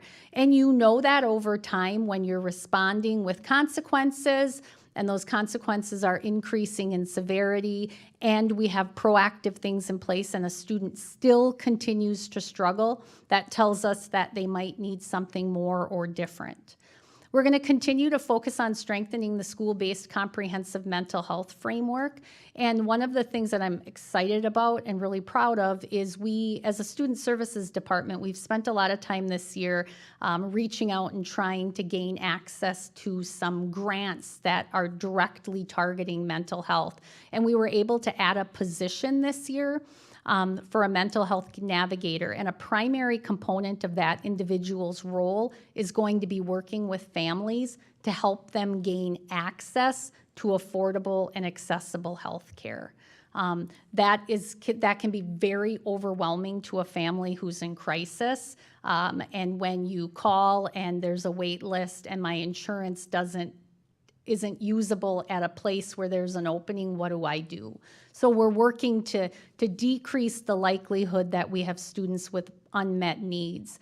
And then the other thing that we're doing is I'm working actively. I have a team of administrators who is working with the West Bend Police Department, Chief Deering, and really trying to look at what do we do to engage parents.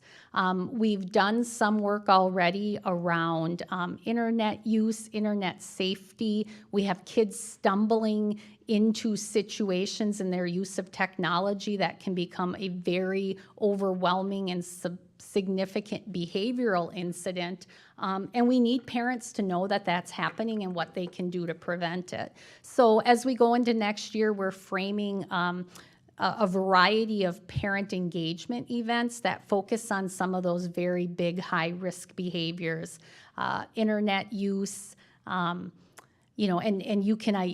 you can kind of identify within there what that means, things like, using the internet to make threats, inappropriate sharing of content.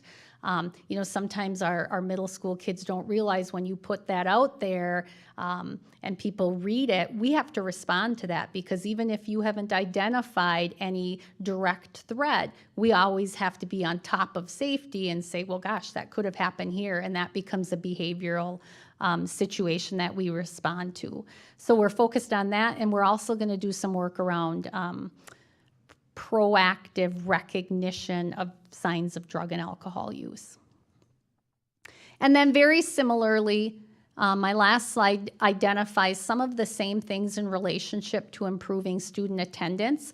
Just like we have been working around the behavioral coding, documentation, and response, we need to do that same work around student attendance.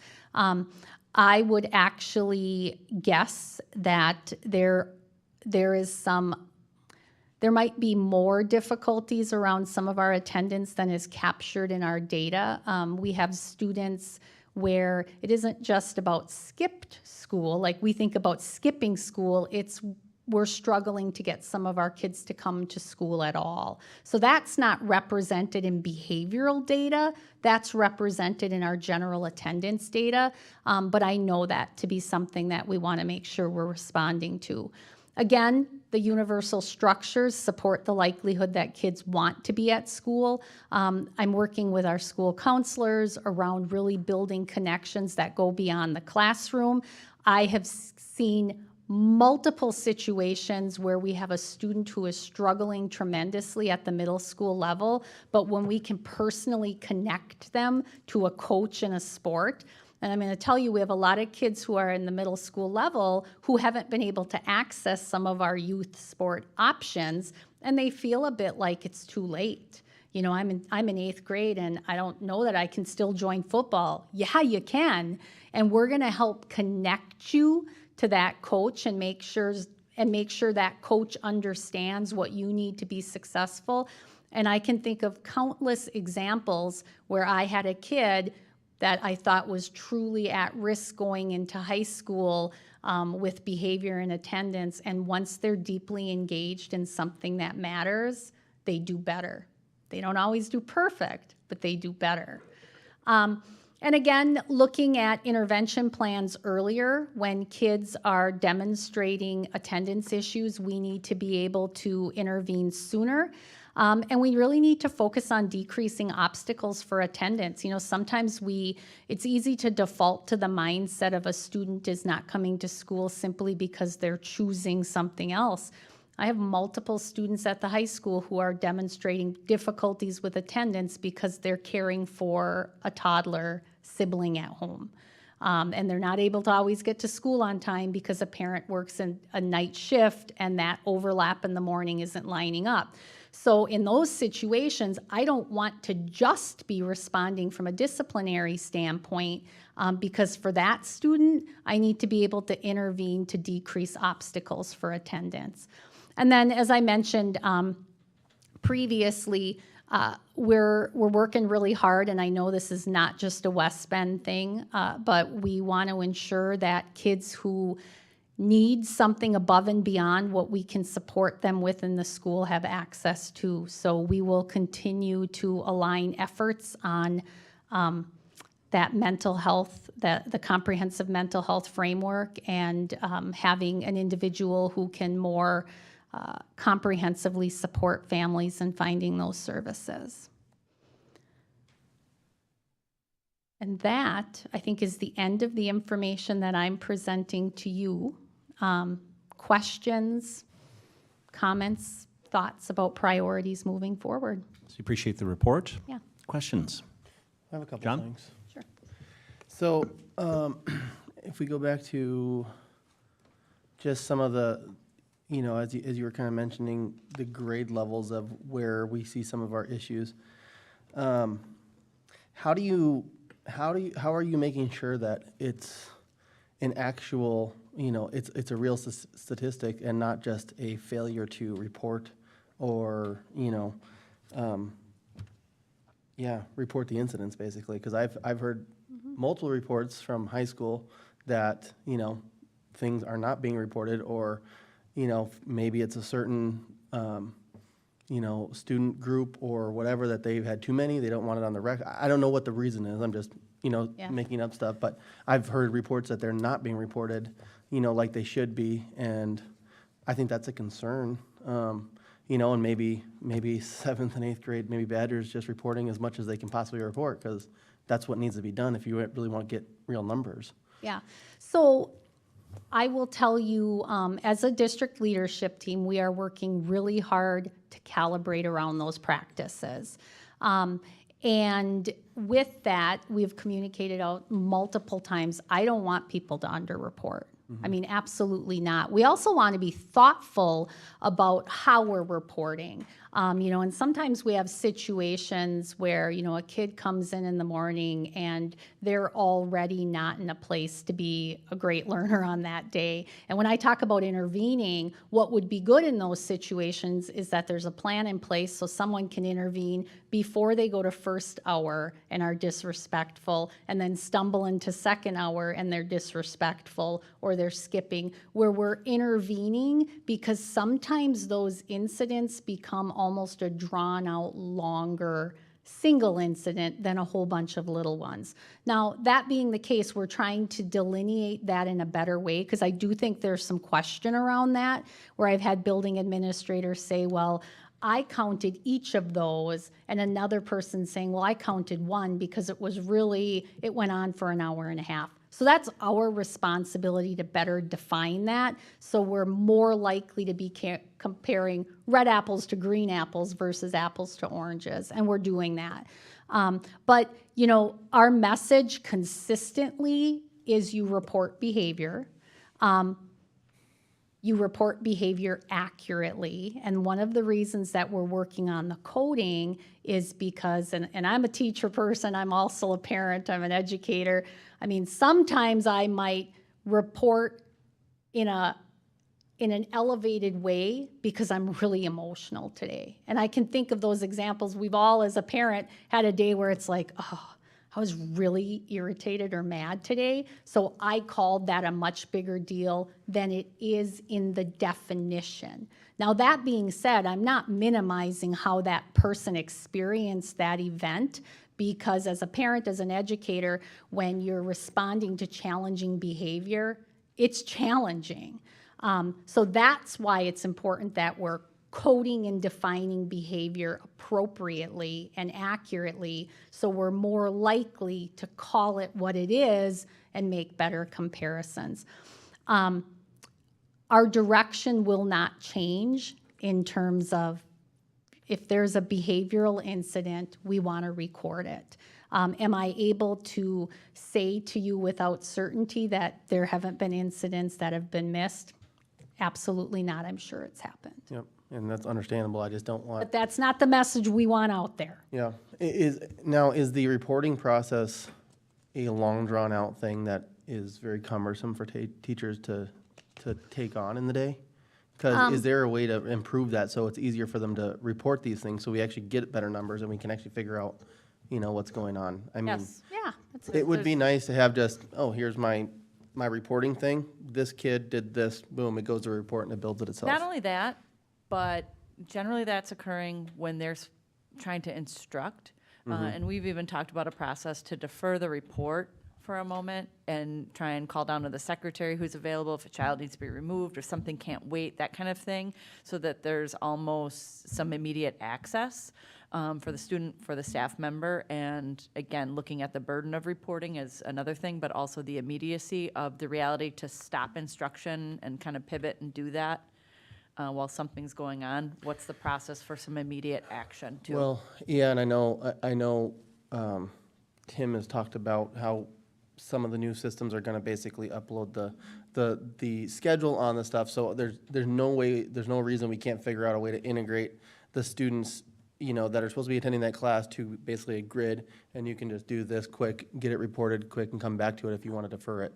I'm just saying, the longer we defer it, and if we don't actually just do something right away, the more likelihood that we're not going to actually do it.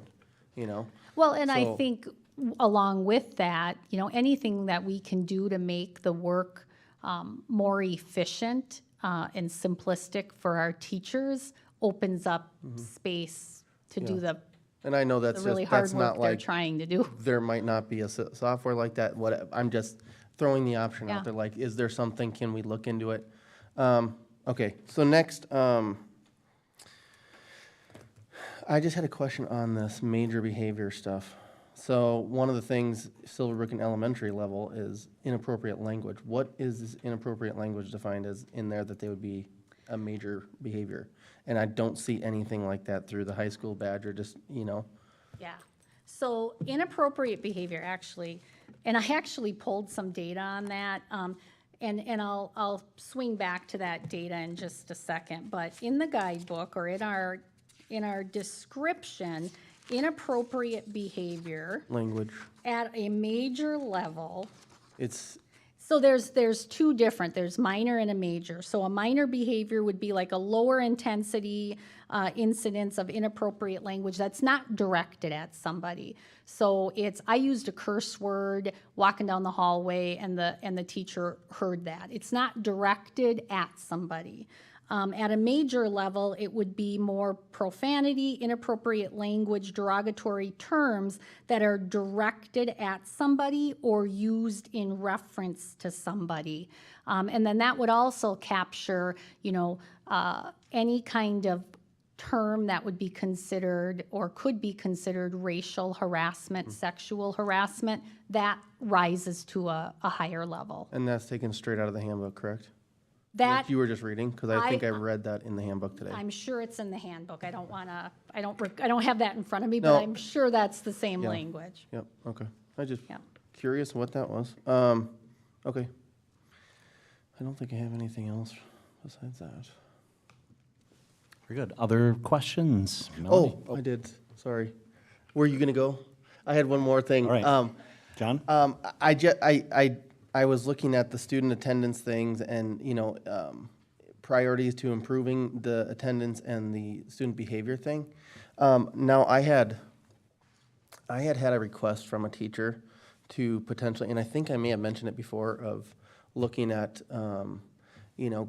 ways that we might be able to toss a waiver to a kid that might need lunches or something, that might not qualify for the free and reduced lunches, that might be kind of a burden that kind of, as you talked about, helping them with stuff that they're lacking or whatever, if it's a mental health thing or whatever, that could potentially be, something that we might want to look into to potentially give authority to staff or whoever in the schools to offer a waiver of whatever, 2-week time or whatever it is. Because a parent might not qualify for it, but they could be in between jobs, but still, have had to report too much money before. And, there's always situations like that could potentially waterfall down to the kid, that they might notice the things at home and the stress and the, Without so. a doubt. And I think that is applicable even beyond access to food. And I can tell you, we have all kinds of different levels of supports in our buildings. We're lucky to have family liaisons in every building who do a lot of that work around wraparound.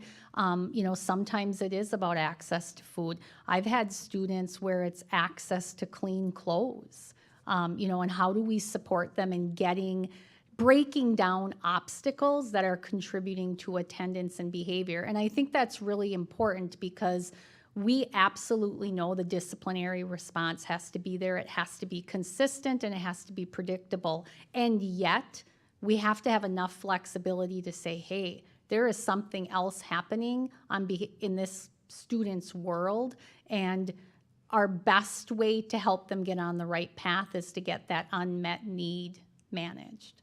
So I appreciate that from all of you, the ability to do that, and absolutely that's happening on behalf of kids. Melanie. I just had a question. I wrote a little note down here when you were talking, but when does an attendance become a major versus a minor incident? So attendance, it's based upon number of offenses. So that third and subsequent incident of tardy for class becomes a major.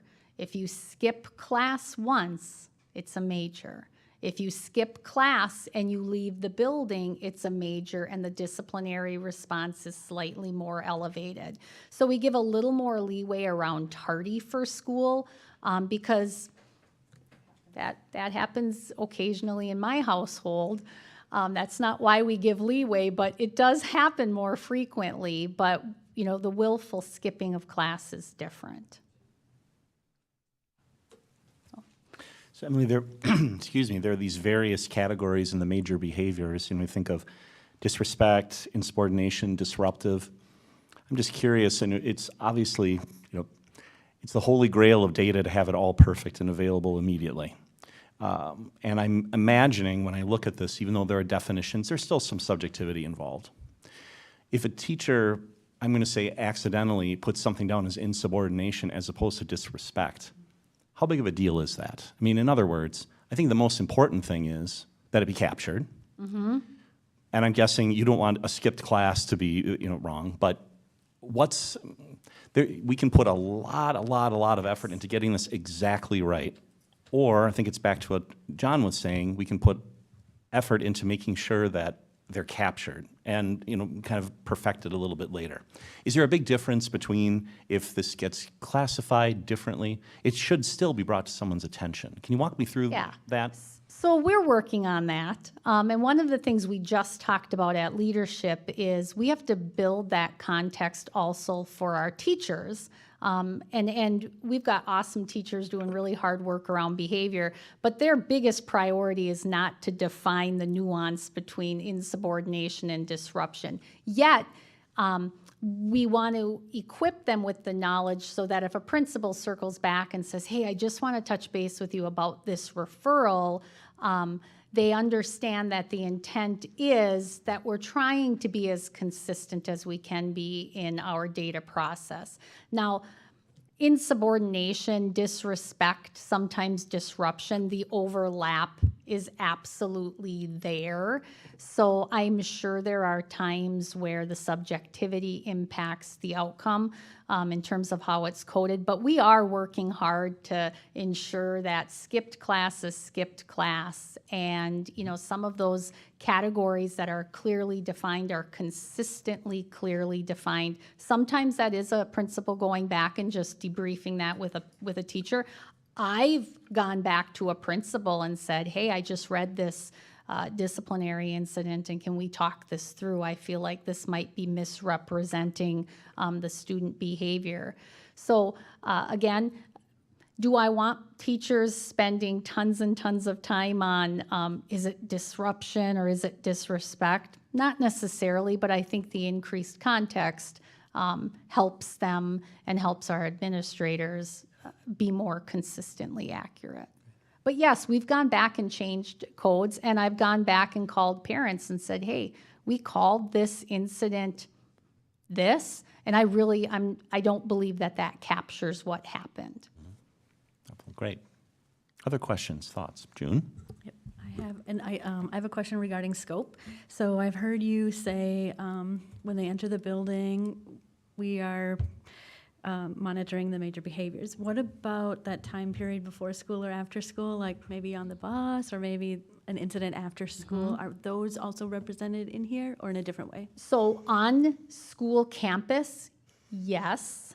I will say, and I think Superintendent Wimmer would agree with this, we're working with the bus company because I think we can do better in terms of that information flowing between the school district and the bus company. Yes, there is a coding around a bus incident, and we look for that to come to us from the bus company. Normally it comes old school via fax.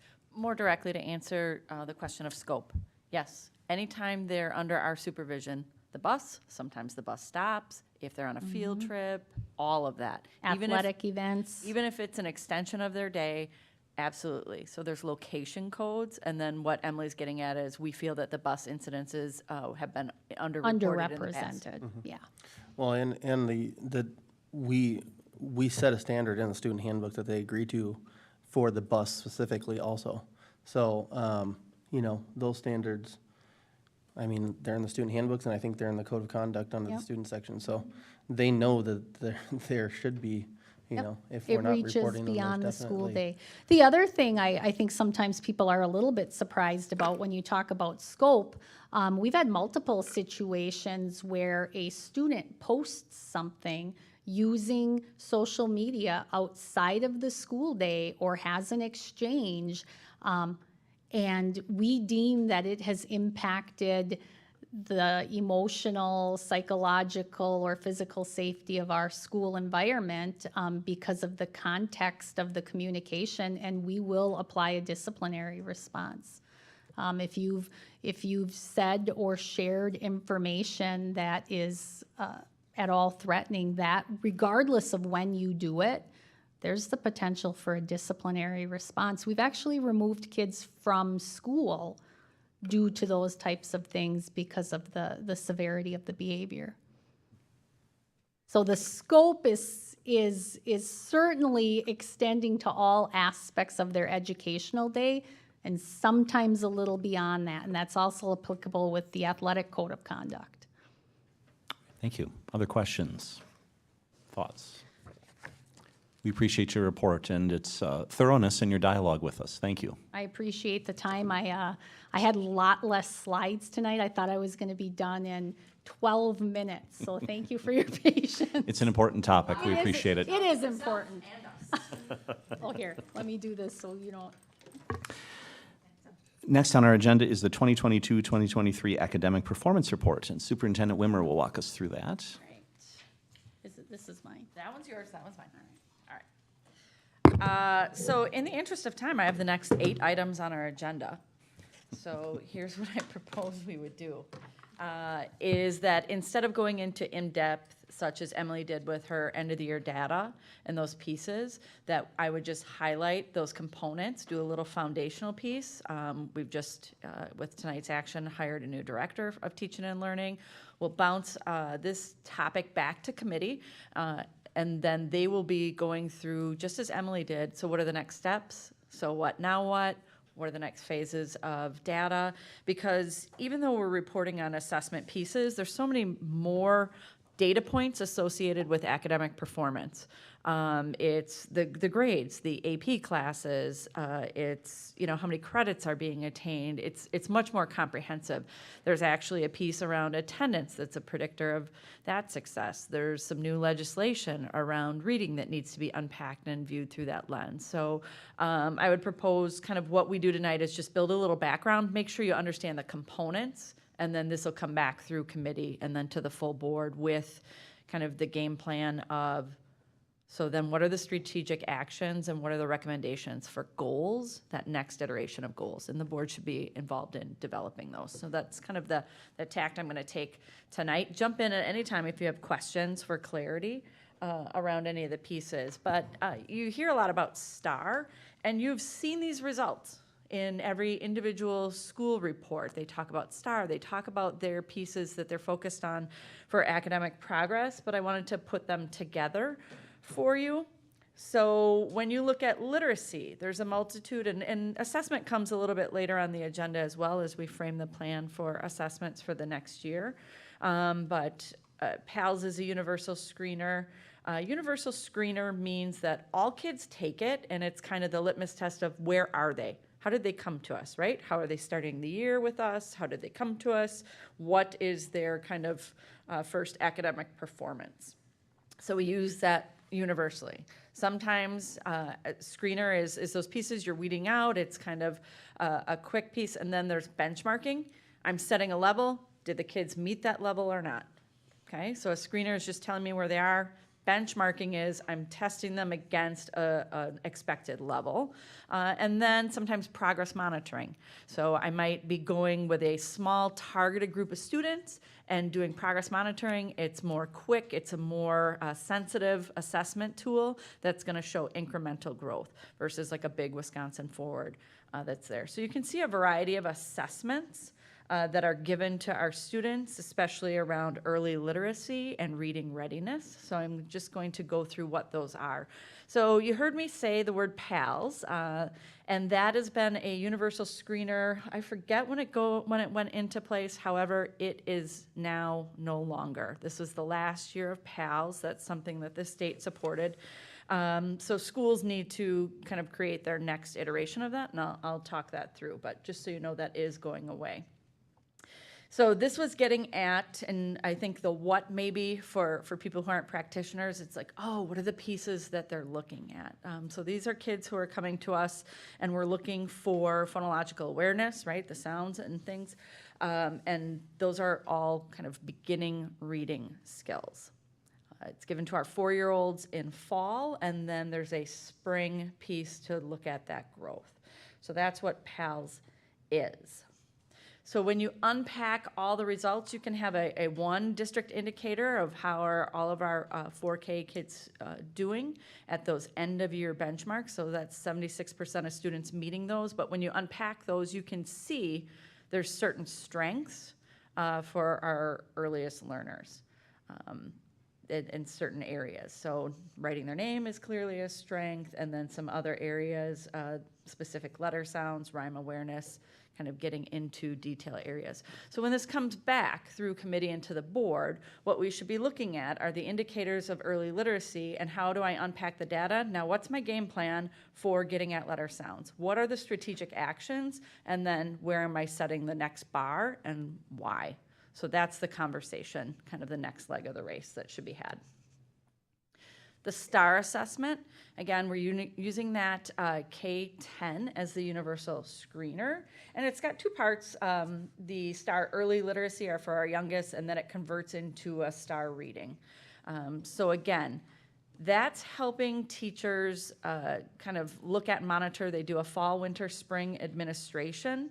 It's helping you see and plan for instruction in a little bit closer to real time. So it's not a forward exam where I unpack, but it's where I can look at and understand levels of my students and affirm. And it's one measure around reading. I would use multiple measures together to get an accurate assessment of a child. But I might be doing some instructional plans. I, as a teacher, might be looking at a group of students struggling, and I might use my evaluation system, my performance, and say, I'm going to target this group. These are the skills I'm going to be doing, and this is my personal goal. Because that's part of the evaluation process as well, is to set goals around your own practice and what you could be doing. So again, it's getting at those early literacy behaviors. Could be pre-reading or reading. Another piece to know and understand when we talk about data, and again, we don't need to get into the complexity tonight, but I want to set this because as board members, you should be thinking about that next iteration is, what does a live dashboard look like to you as board members, to us as community members? How do we help people understand where the benchmarks are and how we're really performing? And you have an interesting commingle of percentiles and percentages. So I'm going to unpack that. A percentile rank is if we were to all kind of line up, right, and you're shooting for the middle. What's the 50th percentile, right? That's kind of average. That's what you're looking for. So you can see that's a percentile. So we'd set that at the 50th percentile, and you can see that in reading. One of the interesting things when I first started, I think they started STAR. You can use a variety of assessments for benchmarking. STAR and MAP are the two biggest ones you see. The selection and implementation, I think they were saying kind of they were fully implemented in the 18-19 school year. They did some homegrown percentile ranking, so they determined their own benchmarks at the outset. So we've shifted that, I know since my arrival, and up those so that I am going with the normed data. So that was that other piece that we always talk about and you should be looking for as board members. Okay, this is how we're doing, and I can see that growth, but how should we be doing? It's no different. Parents can't help themselves. When you get a report card, you're looking at, oh, my kid got this. Well, what's everyone else getting? Like, is this expected? Is this typical? Am I exceeding some things? What does that really look like? So a test like this is nationally normed, so I can't unpack and go, hey, here's our STAR results next to Slinger, next to the highest performing in the state, us, similar size. I can't unpack this data that way because it's district-held proprietary data. I can make comparables to the norm group around what is expected. And they even say, like, even if you have students who start really low, then here's the expected growth. Here's the expected benchmark, but also knowing and understanding you might have to be accelerating student growth. And I'll get through that when I unpack the data. Another piece is you'll see that the math is different. The math is actually at the 70th percentile to be considered hitting the benchmark. And those two benchmarks are higher because the way that the norm sample, and again, your data is in excess of 1 million students, it makes it predictive of the Wisconsin forward exam. So I could set that easily at the 50th percentile, but then it's no longer predictive to the state assessment they're gonna take, and I could have a false sense of achievement. I could have a false sense of security as a system. Yep, we're on track, and then constantly get surprised when I get the forward results that they're out of alignment, right? So I want to use multiple measures, right? So I'm not relying on the one moment in time that a child took a test. So you can see we've got STAR, we've got some other literacy things. And the other is I want to make sure that I'm using it the way it's intended. So the norm sample, we actually need to sit down and look at this again because we're coming out just a little shy. We're seeing the predictive value of this a little bit less in math, still at the 70th percentile than we do see it at reading. So behind the scenes, what are the benchmarks? Why are they being set that way? That should be there, okay?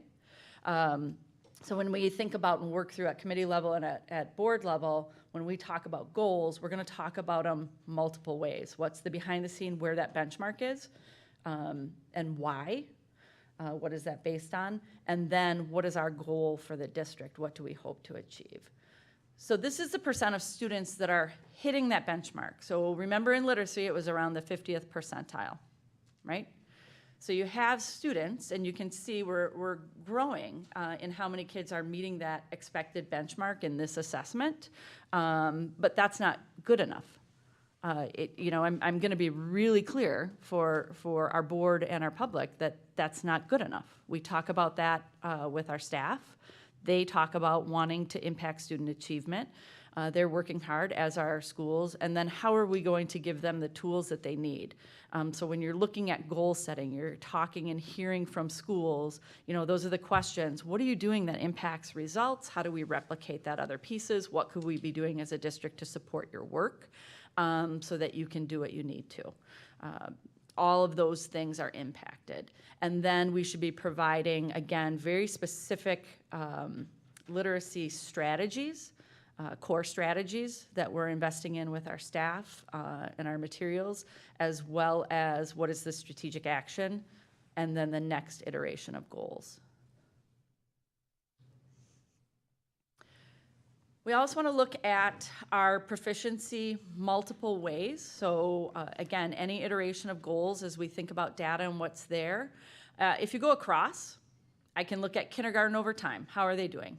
Hey, my kindergartners, my new groups of kindergartners, they seem to be coming more prepared. That could be some 4K things, that could be some family things, that could be a variety of things.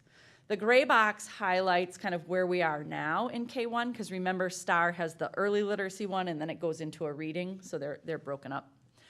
And then you can see that blue highlight. I'm going to give you a word of caution. This is work that we need to do. That's a loose cohort. That's just looking at as kindergartners went to first graders, but they're not our real kindergarten and first grade comparables. So I have not screened out in that data. I've just lifted the data as whole. So we would say it's a loose cohort analysis. So I'd look at that and go, kindergarten to first grade grew. We actually need to weed out and say, here are the kindergartners who were with me then, and they're the same as first graders, and look at the real data behind that. So a loose cohort suggests growth. It can suggest anything, but some of them you'll see actually they're not growing over time. So you actually have to unpack and look at a true cohort in that so you can look for growth. So we should be setting both benchmark targets and growth targets, because when you find yourself performing, you have to accelerate growth. So all of our metrics should be to not just make a year's expected growth, right? We'll always keep a gap there. You have to figure out how to accelerate and where to accelerate by unpacking data a little bit more. And just to show you that growth, it's looking at, hey, where kids start in fall and where they end with us in spring, you can see is a clear celebration. Kids are making gains. They're getting closer to those end-of-year benchmarks, but we still want more kids hitting those targets. But certainly doing that, and then, again, that's the reason for a growth goal plus a benchmark goal. Because you can't just celebrate that piece. I still have to get them over the bar, so to speak. So this is that grades 2 to 10. This is the percent meeting that end of year benchmark in the different grades. It's just a snapshot. Again, you'll have this to reflect on, and we'll go a little bit deeper, but then here's that other way of looking at it, right? So you can see a grade level going across in the light blue, a loose cohort going in dark, and then what's just my this year data look like unpacked in gray. And you can see, like I said, look at that cohort. My current 5th graders. That would be of significant concern to me, is of significant concern to me. Now I want to go back, I want to look at a real cohort, I want to see what they're doing, I want to see what the instruction looked like, what materials they had, what strategies I've been using.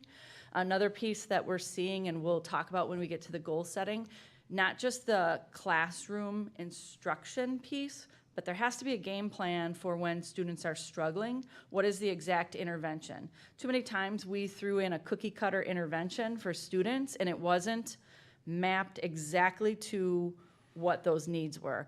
And again, that goes back to us getting our teachers the tools that they need to assess students so that they can get the data they need to isolate some skill deficits.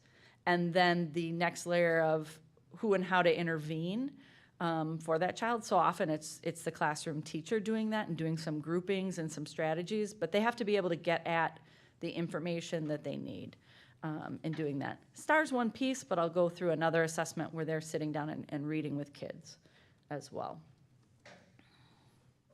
So again, looking at and making sure that you're contributing to the growth of students, where you're at, looking where we're plateauing, stagnating, getting at the whys behind some of those pieces. So again, looking for goals and strategies. In the early literacy assessment for K1, that's something that we made and provide. It's going through and getting at phoneme, which is the sound pieces and syllable blending, segmentation. Those are all pre-reading and reading skills, and that's given for K1. So there's some multiple measures going on. I'm not just putting all my eggs in one basket on this one day that a child took a STAR test and that's who they are as a person now. There's multiple measures, and they're all, I don't want to say secondary to, but you have a teacher in front of kids doing instruction and making observations and doing individual assessments all the time, and that's certainly a part of that child's profile too. When you look at those, it's the letter identification, the sounds, understanding rhyme. These are all the pieces, so you can see where we're hitting those benchmarks. So they're sitting down and providing that assessment. Again, early literacy is something we are going to need to rethink of how we do that. We're required to do early literacy assessments, but PALS is sunsetting, so we just need to finalize. Fountas and Pinnell, or F&P, is when you're sitting down and reading with a student and finding an instructional reading level. Instructional means there's a little bit of stretch to that next level. You'll hear teachers say when they're finding just right books that a kid's not reading something too easy, too hard. You're finding that instructional level. So they do that. The teachers do that in direct observation, and they've been trained in how to give that assessment, how to code that assessment, and you can see kind of the components of that, but it's giving you both the act of reading as well as comprehension, and it's blending to find an instructional level. So that's reported in an alphabet score. Just for example, students in kindergarten, you'd expect them to be at a level A when they start, and you want them to hit a level D by the time they leave. By grade 4, you're going from a P to an S. First grade is the biggest jump. They're going from a D to a J. So we're looking at all those levels. What do they mean? But we have a benchmark that we want them to hit in that. In grades 5 and 6, just students who aren't proficient, we continue to assess, to monitor, and get us that instructional information. So that's kind of what that test is. And you can see, again, so the end of year instructional reading level, that's what those stand for, and the average end of year instructional reading level, and then you can see the percent meeting that benchmark. So I would expect my kindergartners to be at a D. I'd expect my grade 1 to be in that J range. Second grade, I'd be looking for that M. So you can see where that benchmark is and where the kids are in relation. So you've got our average end of year, and I think this is an important piece because it's such a large continuum of reading. You can see that I expect them to be at P. 61% of my kids are hitting that. Where are my kids? They're right there at an O. So where are we at? And then unpacking data so you can see, so if my targeted end of the year benchmark is an S, but my average is an S, where are those kids that I'm at 70%? Where are they falling? What are their needs? So that's just another piece to look at reading. So far this is all the ways we unpack reading as a district. So what your takeaway is in looking for in kind of future conversation is you want multiple measures on your highest things, which are reading, math. We need to be looking at writing as well. That's missing in the district right now. You want benchmarks that are rigorous, that are normed. They're not something we just kind of plucked out and said, yeah, here's where I'm going to set my own level, right? There's something behind it. And then we're looking at as well as the growth, and we want to look at cohorts. I want to know and understand that the longer a student is with us in our district that we're contributing and accelerating their growth. And then we have to look for those accelerators in the next iteration of our plan, right? I can't have goals, and we'll go through this, so I wouldn't present goals that only give me 1 year's growth at a time. I have to target some things and have some accelerators built in. Okay, so that's kind of what you look for when we assess this in the future and we dig really deep into the conversations. In math, we really have some end-of-unit assessments that might be common, again, and we're not gathering that data. If we have common assessments in there, we should be grabbing that data and reporting that in a manner and taking a look at it. Our teachers might do it in their PLCs and their grade level teams, but as far as, especially at elementary, whole district and looking at those end-of-unit assessments, that's a little bit harder. So looking at that is a piece, but again, we should be figuring out a way how to gather additional measures in math and report those. What are kids getting as a grade? What's their, their pass rates on end of units? Are there other units? What are the skill deficits? You can unpack a level of data in STAR to get at specific skills. You can unpack a little bit in Forward as well, but we'll get there. Again, just a reminder around that percentile, and then that math is higher, and it's done so on purpose so that we're aligned and predictive with the Forward exam that the kids are going to take. So just setting that benchmark, knowing that it's different than reading. So I'm going to report it as the percent of students that are proficient, but know that behind the scenes that bar is raised. So again, you're looking at who's meeting that benchmark, and we'll be analyzing it multiple ways. Hitting the benchmark, snapshot of performance, cohorts, getting to true cohorts in our data analysis. Same thing, looking for growth over time. When those bars line up too close to each other, that's telling me a story. I want to see that we've contributed to some significant growth, especially when they're coming in that far away from a benchmark. Math gets a little tricky because when we report on a percentage, not everyone participates in it. So when I talk about 10th grade performance, I tested 57 students using STAR. I'm using it for a totally different purpose. I'm taking it and I'm only using it for students who are struggling, and I'm monitoring them over time, right? So that's not really universal data. That's understanding how I'm monitoring a child's ongoing progress towards a goal. And we have some recommendations that I'll get to for assessments that kind of shift that and give us a little bit more robust information. We would still want to use the tool with that small group because they're still kind of learning those pieces, and we want to make sure that they do get over the finish line in that. But recall that we have some commingling of who takes it, 9th grade, but then 10th grade, you start doing that. And then the geometry, only so many students take geometry as a class, and you've got that weird commingling of giving an assessment by grade, regardless of what math courses they've taken, so that doesn't line up. So we have some recommendations for that piece. Same thing that when you go, you want to be looking at the gray boxes, the end of year. You can't really look at kind of cohorts. They're in different classes. They're in different things. It's not something we want to continue with. We want to continue STAR for the students who are actively learning and haven't met a benchmark, so that we can continue monitoring that and making instructional decisions. But we have a recommendation later in the agenda for this piece. Same thing. I want to see. I don't want to see tight bars. I want to see that whoever I'm administering to, that they're making gains, no matter how big that group is. So that's why you look at growth as well as a benchmark. Again, you want to look at STAR is designed with a normed group. It was renormed in 2022, so it's fairly recent. I can get you the range. It's usually over 1 million students in there, but it's coming up with a student growth percentile. So it's setting an individual target for a student.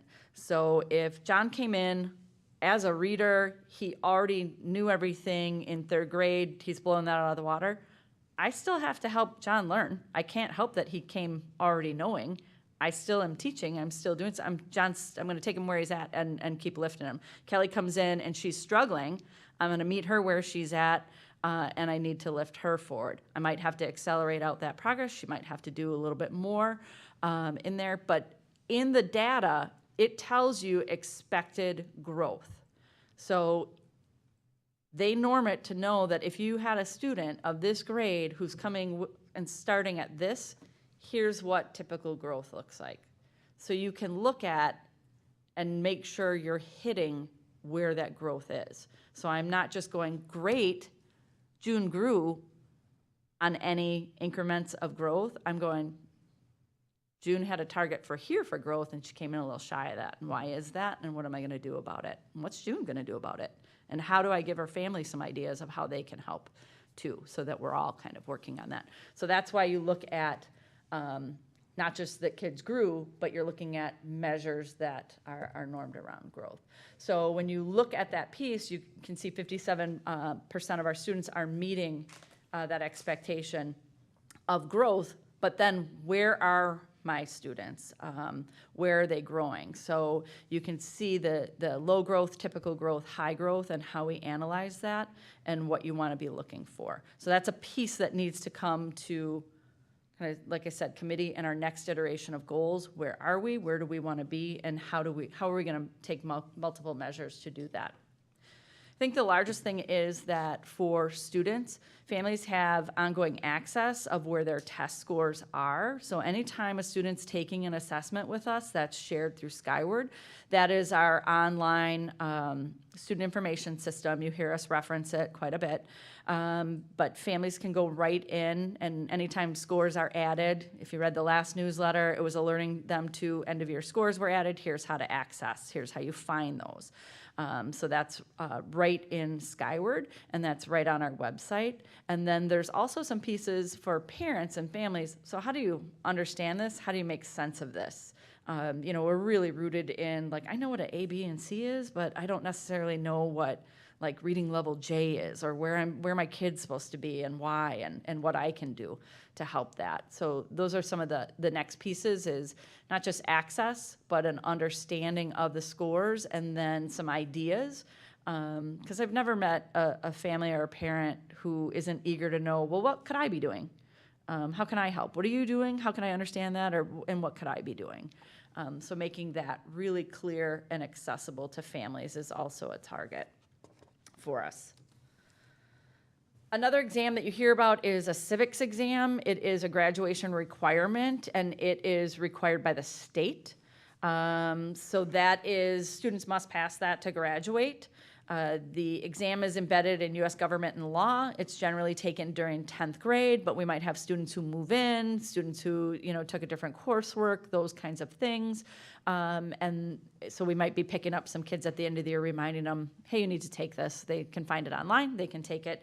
I believe it's untimed, unlimited chances, 100 questions, and they're aligned to the citizenship test. And if you haven't revisited those, I'll send you the link. But anyone needs to pass that to graduate from the system. So when you look at that, we make sure that there's 100% completion. Some students with, you know, your most significant cognitive disabilities might take some alternate pieces, but just take a look at that, digest it, think about you as a board member or our community members, how to frame a dashboard that shows ongoing performance, so it's not this point in time, how we want to frame and develop and discuss the next iteration of academic goals. And again, it can't just be around these three pieces, but way more robust academic profile of our district. Again, digging into some layers of the historical data analysis, and then goal development with strategic action. So those are kind of the next pieces as we move through. So your homework is to just kind of read, digest, send me questions, so that when we come back to committee, we're kind of picking up that work and bringing it forward. But expect a full discussion around kind of like I said, setting academic goals as a district and how to make those accessible to our public. Thank you. Questions from our group? Sounds like we're going to see this again in You will, relative I short promise. order, I'll say. But any questions in the meantime? Kelly? Yep, so when you're talking next steps and it says historical data, are you going to go back further than just these last 3 that you share here to have?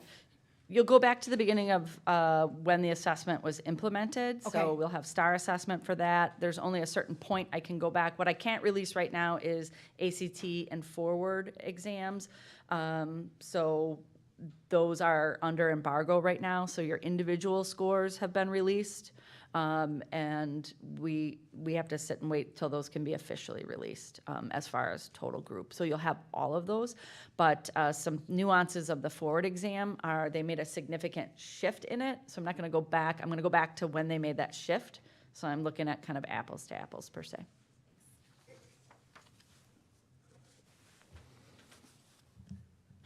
Right. Kurt just has. Of course. Kurt, I'll go send ahead, you please. these and.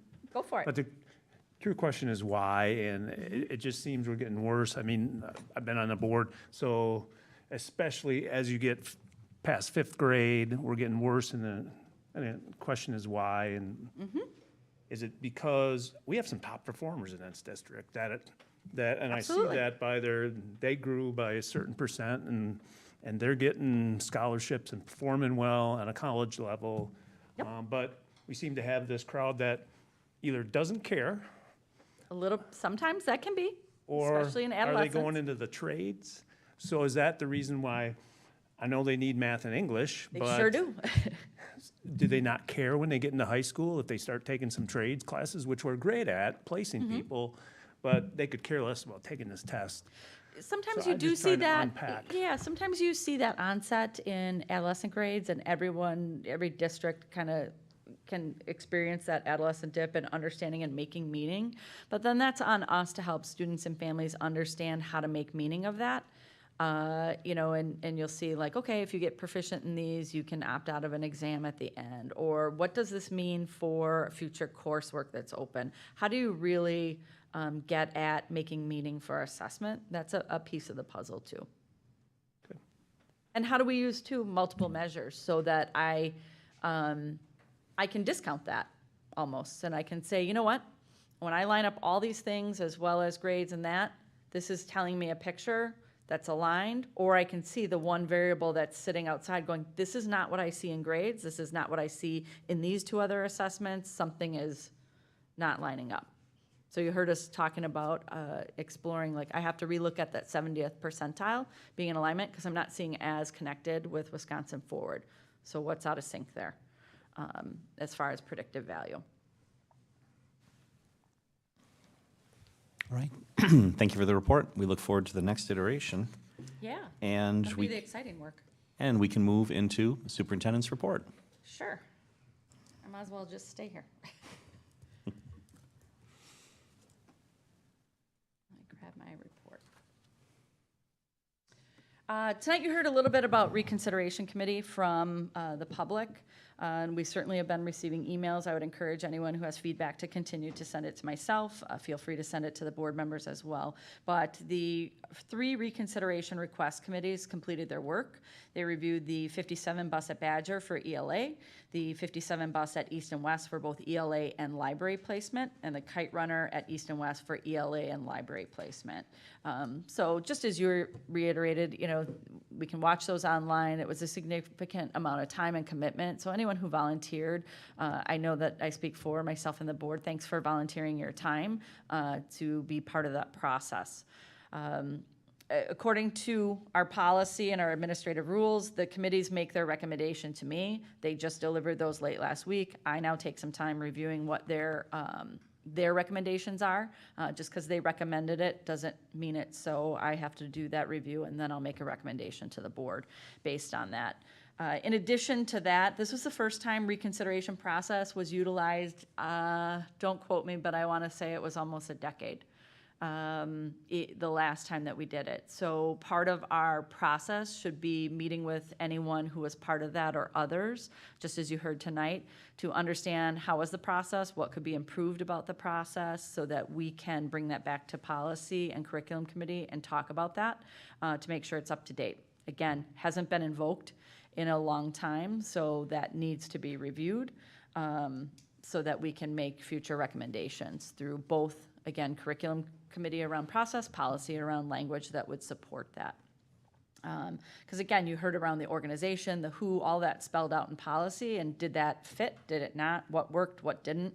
I'd really be interested in kind of hearing more perspectives, but I will make sure and reach out for everyone who participated in the process to get their thoughts as well. It's still summer, and it's going to be really hot this week, but summer school session 2 and jump starts are right around the corner. So just a reminder to everyone, we have a second session of summer school. That's students entering grades K through 7. That's July 31st through August 11th. Classes are Monday through Friday, both weeks, so it's just a short kind of jump back in. Grades K through 3 will have classes at Green Tree, and 4 through 7 at Silverbrook. Registration for that's available on our website. The Jump Start program is for students who are entering a new school. So if you're going to attend one of the elementaries, Silverbrook, Badger, for the first time this fall, you can attend any of the events in August. Those are all posted on our website in the summer opportunities. So we do ask that you register for that as well, even though it's just an event that helps us just plan. So I would encourage everyone who's new. And just a reminder that our freshmen come together for a little bit more formal. They kind of start before everyone else, run through their schedules, meet with their teachers, and they do a large event at the high school. That was new last year and supported through CREW, which are those student mentors. So they'll be shaping that again this year. It was a well-received event. We had some students get volleyball academic honors. So the United States Marine Corps and the American Volleyball Coaches Association announced that both East and West volleyball teams have earned the USMC AVCA Team Academic Award this season. So that is an award that honors volleyball teams that maintain a year-long grade point average of at least 3.3 on a 4.0 scale. So congratulations to those scholar athletes. Well done. Speaking of athletes, we're starting athletics. Trail Sharks already started. They started their season on July 10th. That's the mountain biking team. So if you're still interested, get connected soon. They've already began. But football will be starting August 1st, girls golf August 2nd, girls swim and dive August 8th, as well as girls tennis, cross country, boys and girls August 14th, soccer, boys soccer on the 14th, girls volleyball August 14th. And Thursday, August 10th is the first event, which is a girls golf invitational. So students who are interested, get connected, get signed up. Those things are either starting or about to start soon. So make sure you're getting connected. Those are on school web pages, co-curriculars, athletics, different opportunities for schools. So reach out. If you have any trouble finding that for our community, just give us a call or call the school directly around what opportunities they have and what you need to know to get connected.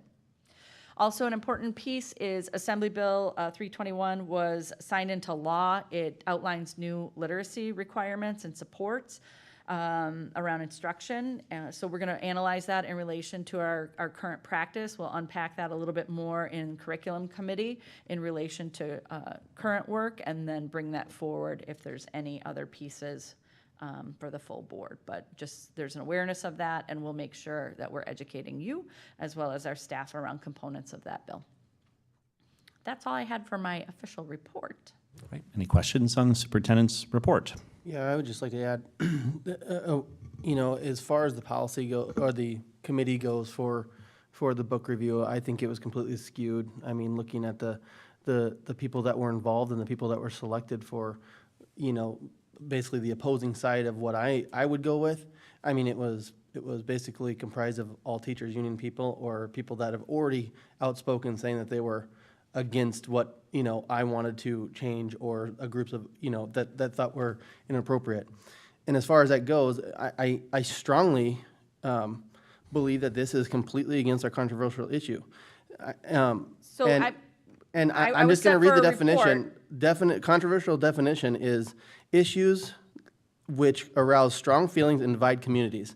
That is by far the definition of what we've been going through with these books.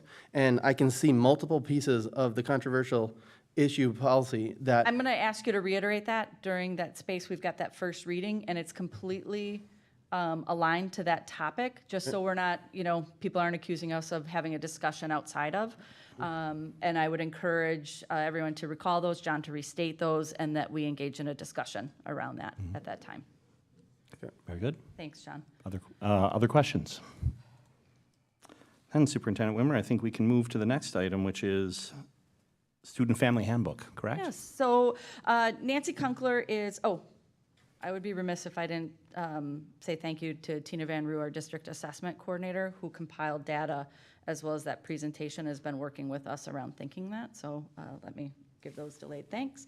And thank Nancy Kunkler, Communications. She actually sent out a survey to our current families around what's the handbook missing, what do you like, those components, as we kind of step forward with a draft. One of the pieces that we wanted to really be intentional around is some of the work from Emily and Student Services, the policy work we did around behavior, so that it's clear, it's expanded, and has those things. So nothing we have to solve tonight. I would probably recommend you take some time looking at those. I've asked Nancy to put together kind of more of a quick sheet, like what the differences are, so you can hone in your attention to those. But the largest thing is behavior. As Emily talked about, we're not quite done with some of those pieces, but we have the ability, these aren't, in a digital age, we alert people to any change, and then we can embed that and make it searchable in our handbook. So those are pieces. Recall that the handbook is something that our families, we give them and they need to sign off that they've received, with the implication that they're expected to review it. A lot of times, I'm holding that out and saying, well, okay, here's the piece right in the handbook, and here's where you said you read and understood. We had a lot of, I think, communication from students specifically and families last fall when they perceived that the policy around dress code was changed, and it wasn't. How it was being followed up on was more consistent than it had been in the past, and it was clarified of what that looks like. So you might want to key into that section again. There was no policy change, but hopefully students understand what's appropriate, what's not appropriate.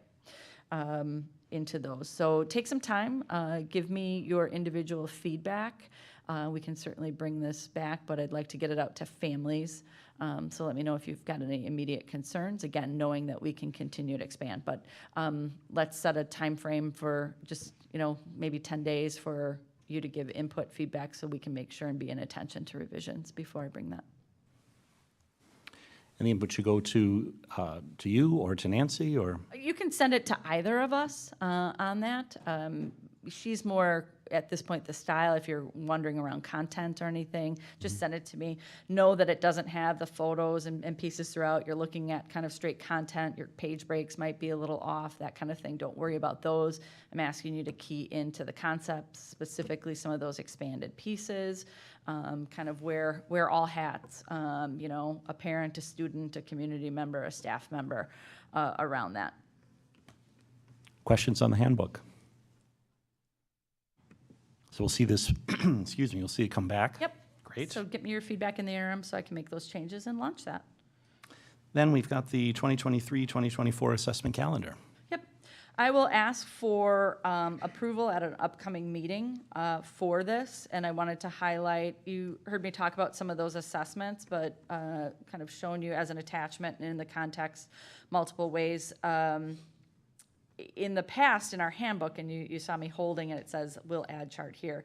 Those last two charts, it said kind of what grade level and what we gave, and which ones were state ones and which one were district assessments. And then the top we've put together, so when is that really occurring and how long does that really take? I think the date range at least helps families key in on appointments, helps them to know around what those pieces take. When you look at the very bottom, the state assessments by grade level, again, that PALS piece is a reading readiness screener that's sunsetting, so we just need to formalize our recommendation around the reading readiness screener. We've got some thoughts. We're just going to make sure that they're validated by our new leadership. And we go in, so it's required in 4K through 2. The state picks up, again, the costs associated with these assessments. But in grade 2, we can substitute our STAR assessment for the reading readiness screener. So we don't have to double assess on the same information for a student. The Wisconsin Forward exam, so in that, they have a system called the WSAS, the Wisconsin State Assessment System. And that's what all the kids are taking. So they're all gonna take a reading readiness. You've heard of the Forward exam, and then you've heard around ACT. So students who have our most significant cognitive disabilities, they might be following alternate standards, curriculum, or instruction. They take the dynamic learning map assessment, and that can be an alternate in place of the Forward exam, in place of the pre-ACT, the ACT, and that's really dependent by the family and the team when they're meeting around a student's individualized education plan. They're receiving some significant special education services and needs to qualify for that, to take that assessment. So we just wanted to report kind of in that bucket, they could be taking one or the other. So not all students, a very small percent would take the DLM, or dynamic learning map. In that next set of assessments, you saw the civics exam I spoke about and access for ELLs. So this is how we test students who are learning English as a second language, so English language learners. And that is administered in all grades, and we have to meet a certain progress points around our students becoming proficient in their language. So we'll make sure and bring some of that data forward in the future so you can see and understand that we're meeting those goals, but know that that exists as well. That captures the state assessments. The district assessments by grade levels, and I foreshadowed this, we are giving the STAR reading and math assessment. The cost for that assessment is $15 per student, projecting at $50,000, which is about $9,000 less than what it was last year through enrollment, and I have a suggestion for replacement. STAR is up for review this coming year, so we'll make sure that the team digs into that. We talked about kind of a request for information around what other assessment systems are out there, what do they yield, and how we could use them. So, but we'd like to recommend that we keep that in place for the coming year. Fountas and Pinnell, remember that was the literacy one where we're sitting and reading with actual students and finding that level based on the alphabet A through Z. It's no cost. The teachers are doing that as part of their reading instruction, and we have that tool. What we would like to do is replace STAR at grades 9 and 10. Remember, that's where we started giving parts and pieces and not all students took it. We want to give the pre-ACT because recall right above it, our students need to take the ACT. So this is a fall administration. It's completely aligned to the state test. The ACT is used to to report both college and career readiness in different domains of instruction. This would give everyone a fall pretest and kind of that indicator at the end of the year. So this does cost $6,000 more, but recall we're saving in some of the other pieces. It's $17 per student, and again, it gives you a fall pretest, and so that we can look for growth. And then what it gives is an item analysis so that you can understand and key into where the students are performing in advance of them sitting for that ACT, pre-ACT exam later in spring, so that we're being really intentional. When I talked about an accelerator for progress, this is one of those accelerators. The more information I can get that's meaningful to help me understand where to target for a student with instruction or intervention, the better we can do with that. So that would be the proposed assessment calendar going into the school year, again, with just that one change. Going from the STAR at grades 9 and 10 to pre-ACT. Recall that there was an assessment committee that met and went through our assessment programs. This is a recommendation from that committee to put in place. So any questions about that change or just in general the assessment calendar? Questions, thoughts? All right, we'll see that back as well then. Yeah, you'll see that for formal action and approval. Excellent. All right, and our next discussion item is book selection and usage, including parameters for selection and rating.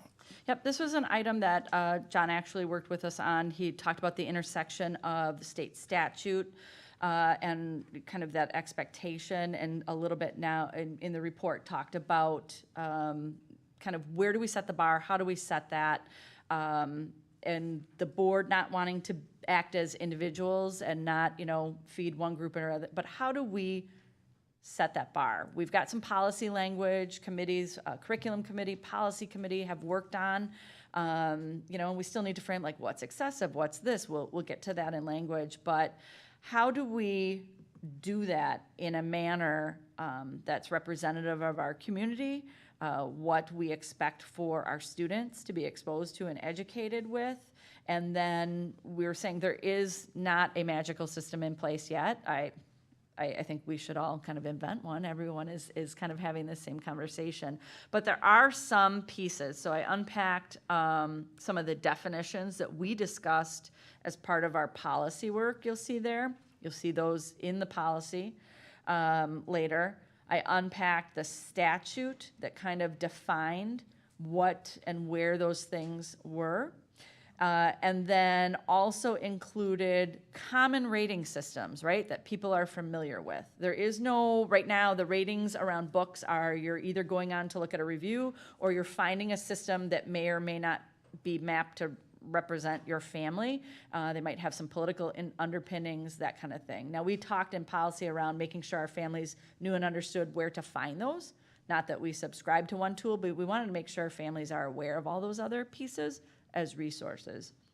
But when you look at the television rating system as well as the Motion Picture Association, they have kind of general ratings that use language that people are commonly exposed to in their daily lives.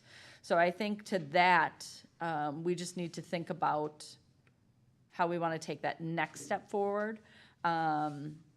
We certainly have policy first reading, but that's where we need to open a discussion around how do we rate that? How do we kind of set where that bar is as a district? Thoughts or discussion? Yeah, I mean, all of these things, I think, it's interesting that we have such strong conversations over all of this. Obviously, going back to the controversial issue definition, issues which arouse strong feelings and divide communities. We've definitely done that in the past few weeks with these books. And if we are to try to lie to ourselves and say that this is not a controversial issue because it doesn't affect you like it affects me, who gives a crap? I mean, the definition of this clearly defines what a controversial issue is, and these are controversial issues because we are dividing this entire community over a few stupid books. And, controversial issue, the number 3 on there, teachers should avoid the pursuit of controversial issues. And then number 4, it goes against the policy with what we're positioned to attempt to indoctrinate or convince students to adopt an employee's personal beliefs, or just because the committee thinks that it's okay for them and they're completely okay with whatever's in the book, the foul language, the sexuality, anything like that. That is what we're talking about here. District employees may not use their position to attempt the indoctrination. I don't care what the committee says. I think it was completely skewed. I think the committee should have been drawn up of multiple different backgrounds, from pastors to people in the district to students to multiple people with different views, not everyone with the same views, and that's all we saw, I think. And that's what gets me is fine, if it was a straight out committee that said, they had actual discussions and debating on what side is what and what's right and what's wrong, and the outcome was the same, I could have lived with that, but it wasn't. There was not really a whole lot of debate. Everyone just kind of seemed to go along with whatever, everyone had the same side apparently. And that's what got me. I mean, like I said, the controversial issue thing, we have defined that as hard as it could be defined, and we have broken this policy with it. And, I like these rating systems. I like the motion picture one. I like the TV one. I mean, you read some of those. The parental guidance. This program contains material that parents may find unsuitable for young children. Many parents may want to watch it with their young children. The theme itself may call for parental guidance and/or program may contain one or more of the following: some suggestive dialogue, infrequent coarse language, some sexual situations, or moderate violence.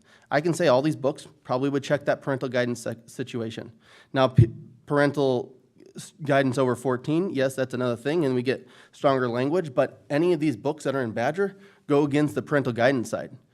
And then you look at PG-13, parents are urged caution. I mean, you look at some of the standards that they rate the movies with, and I've mentioned them before. One F word's the only thing that's allowed in a PG-13 movie. As soon as there's two, we go to a rated R. So we're essentially giving our students rated R books to read.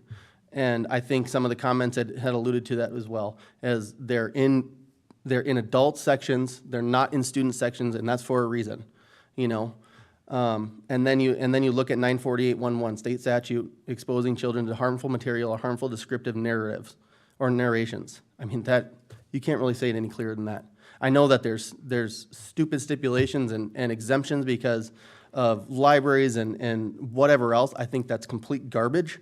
And obviously the law needs to be changed so that those, you know, we need to hold a better standard than what even the state statute's holding, you know, with those exemptions. I don't believe that those exceptions should even be a part of a student, you know, with younger, or a school district with younger kids involved.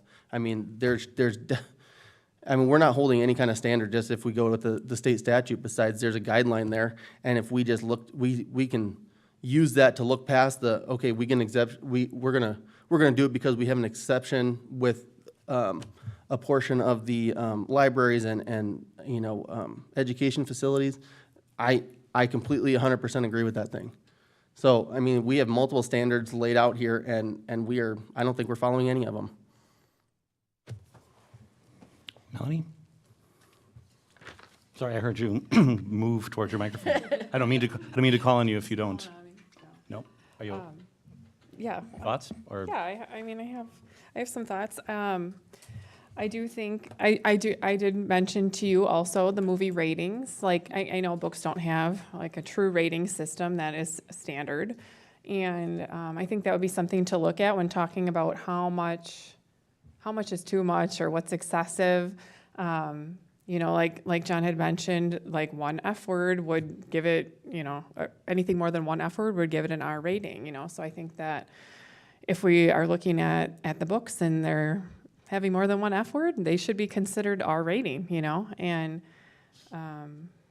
I think we can follow the same kind of thing for like sexual content and drugs and alcohol, you know, all those, all that usage, because I think even though, like John did mention, there's also the exemption for like education and libraries or whatever for the protecting children from harmful information. I feel like what's the harm in kind of leading the way? Like, just because there is an exemption in that area doesn't mean we should just, you know what, let's just throw caution to the wind and throw all the garbage in there, right? So I don't know. I'm in agreement that I feel like it just doesn't. So a couple things for those who might not have been following along with all of our kind of curriculum policy conversations. That's exactly where we kind of left off in both domains. How do you define or set the bar? Where is excessive? Right now we've got that word in. We've made kind of some big steps forward on defining things, setting the bar, but that's the crux of the discussion tonight, is what is the guidance to the different groups, the curriculum committee and the policy committee, around where do we set that bar? So you're right, I didn't give you the statute language that doesn't, that holds us, you know, I didn't give you that. I gave you just the definitions. I gave you the pieces that might help you set a bar somewhere, right? Because that's the piece, is setting a bar, and then we have to test everything against that bar. Sure. And we do have that control around things, and there are a lot of resources. I wouldn't want to set up anyone, the staff, the students, the families, I wouldn't want to set up any of them to be in a place that's contentious, right? We need to focus on a lot of things, including our reading scores, but I can use a lot of things to do that. So I think that's where it gets, like I said, to some comments we heard tonight, it gets so emotional, right, around pieces, and how do we just take that and look at it really objectively, going, we're in charge of setting that bar, and where is it and why is it there? can we set the bar? Like this policy states, taking away like that it's exempt or whatever that, but is that where we can set it? That we don't want to have books or pamphlets that, contain this kind of material or, Sure, the hardest part that we discussed in committee is, so we talked about violence. There's some things when you're talking about war and those pieces that sometimes do, whether it was, medieval torture, it was beheading in France, it was, the realities of a high school student learning about, other pieces. Where and how do we set that line? So the instructional piece is there, but we're not getting into where we don't want to go. so like how descriptive it is, right? If you say, oh, he was beheaded, but like not getting into the gory details of like how exactly it was done and blood spilling everywhere, whatever, That one was a little bit easier for us to get through Right, both committee yeah. and both committees, because we could kind of understand that. Like you said, you're not getting into graphic detail. You're not getting into that. You're not persisting on and perseverating on that piece. But the question is still on the table, what's excessive? Is it any book that has one profanity, one piece of, one swear word, right? Are those all off the table? Because that's kind of what we're saying. And so does that mean, because if you make that R, that means like only your oldest kids can have access to those. So is that where we want to set that? And I don't, and I'm not saying that like you're gonna go ahead and remove all these books, obviously. But a rating system, and this is, I think, part of the biggest things is some of these books that are potentially rated R books, just because they're not assigned to them in class doesn't mean kids don't have access to them. And we have to have some kind of way to monitor that and making sure that, parents in the community are trusting that our district isn't allowing their kids to come here and pull out books that they don't agree with. And I think that's where kind of the rating system is gonna come in place, is being able to, have those ratings and have those kids, nope, my kid's only allowed to read PG books, and then they can't even check out anything else. Yes, there's gonna be ways that, my buddy gave me this book for the weekend, and you're not gonna be able to catch it all, just like, all the behavior stuff, you can't catch it all. But I mean, we're writing it in their handbook, obscenities. A student whom imports, prints, advertises, sells, has in possession or for sale, or publishes, exhibits, or transfers commercially in lewd, obscene, or indecent written material, picture, sound, recording, or film, it goes on and on. It talks about obscenities and disorderly conducts and things, and you pull some of those pieces out together, and we're asking the kids to completely violate the code of conducts that we have in place for their handbooks. So how many swears are allowed in a book, right? Like that's the question. It's how you get at, like I said, the next steps. Again, the policies that we have kind of give us a nice platform, but what's excessive, what's too much? To your point, John, you were saying we just need to do our due diligence on making sure that there's awareness of what resources. We also talked in curriculum about making sure that all the book club books we were reviewing for, and that one I can statistically do. We were saying that a list that's presented, it shouldn't be, half or more shouldn't have book titles that would seen that. We should make sure that we're overbalanced in things that are acceptable, but they certainly could be on there with appropriate information for families to make a decision and a choice. We have some checks and balances at the classroom level as well as the library level, and we certainly have direct authorization on the classroom book choice books for that. So But- we've got some of those, but how do we grow that, and how do we, again, are we talking about shifting? Yeah, I mean, I'm 100% sure there's multiple books that we need to remove. I mean, especially if you look at the standards that we've already talked about here. I mean, you look at the number 3 on B for the state statute 948. Lacks serious literacy, artistic, political, scientific, or education value for children when taken as a whole. So again, that's, what are we using to set the Right. bar? What Yeah. language are we using? Yeah. I think when all is said and done, there really have to be two aspects to this, because there's the objective and there's the subjective, right? And it's never going to come down exclusively, I don't think, to objective. Otherwise, you run into the problem that you're talking about, Millie. 1, 2, 3, what is it? And really, correct me if I'm wrong, I think it all matters as it relates to context. It matters as it relates to the age of those who are reviewing it, we run into this conundrum of, if we want to teach someone about what's bad behavior, you have to tell them about the behavior that's bad, if you see what I'm saying. And that's a tricky part. It's a very tricky part. Well, and I agree, because, and that's kind of part of the big issue also, is you allow some of these things, and then how do you not get into controversial discussions that are gonna potentially sway kids or make them think a way that they might not have, and is there a way that we can, I mean, I don't know if this is even possible, but obviously the community might have some input. Is there a survey for the parents that we can, hey, how do you like these rating systems? What would, just get some ideas? We could. I don't know. Our community has I feel like access we would- to those things as well. I can work with other areas to see if they're surveying around where that is, kind of what those points of consideration, see if anyone's got anything I mean, out I can there make a surveyed. decision. I mean, but that's not responsible of me to, if there's other ideas out there. Yeah, well said. We can draft something. Again, I think this was an important piece for,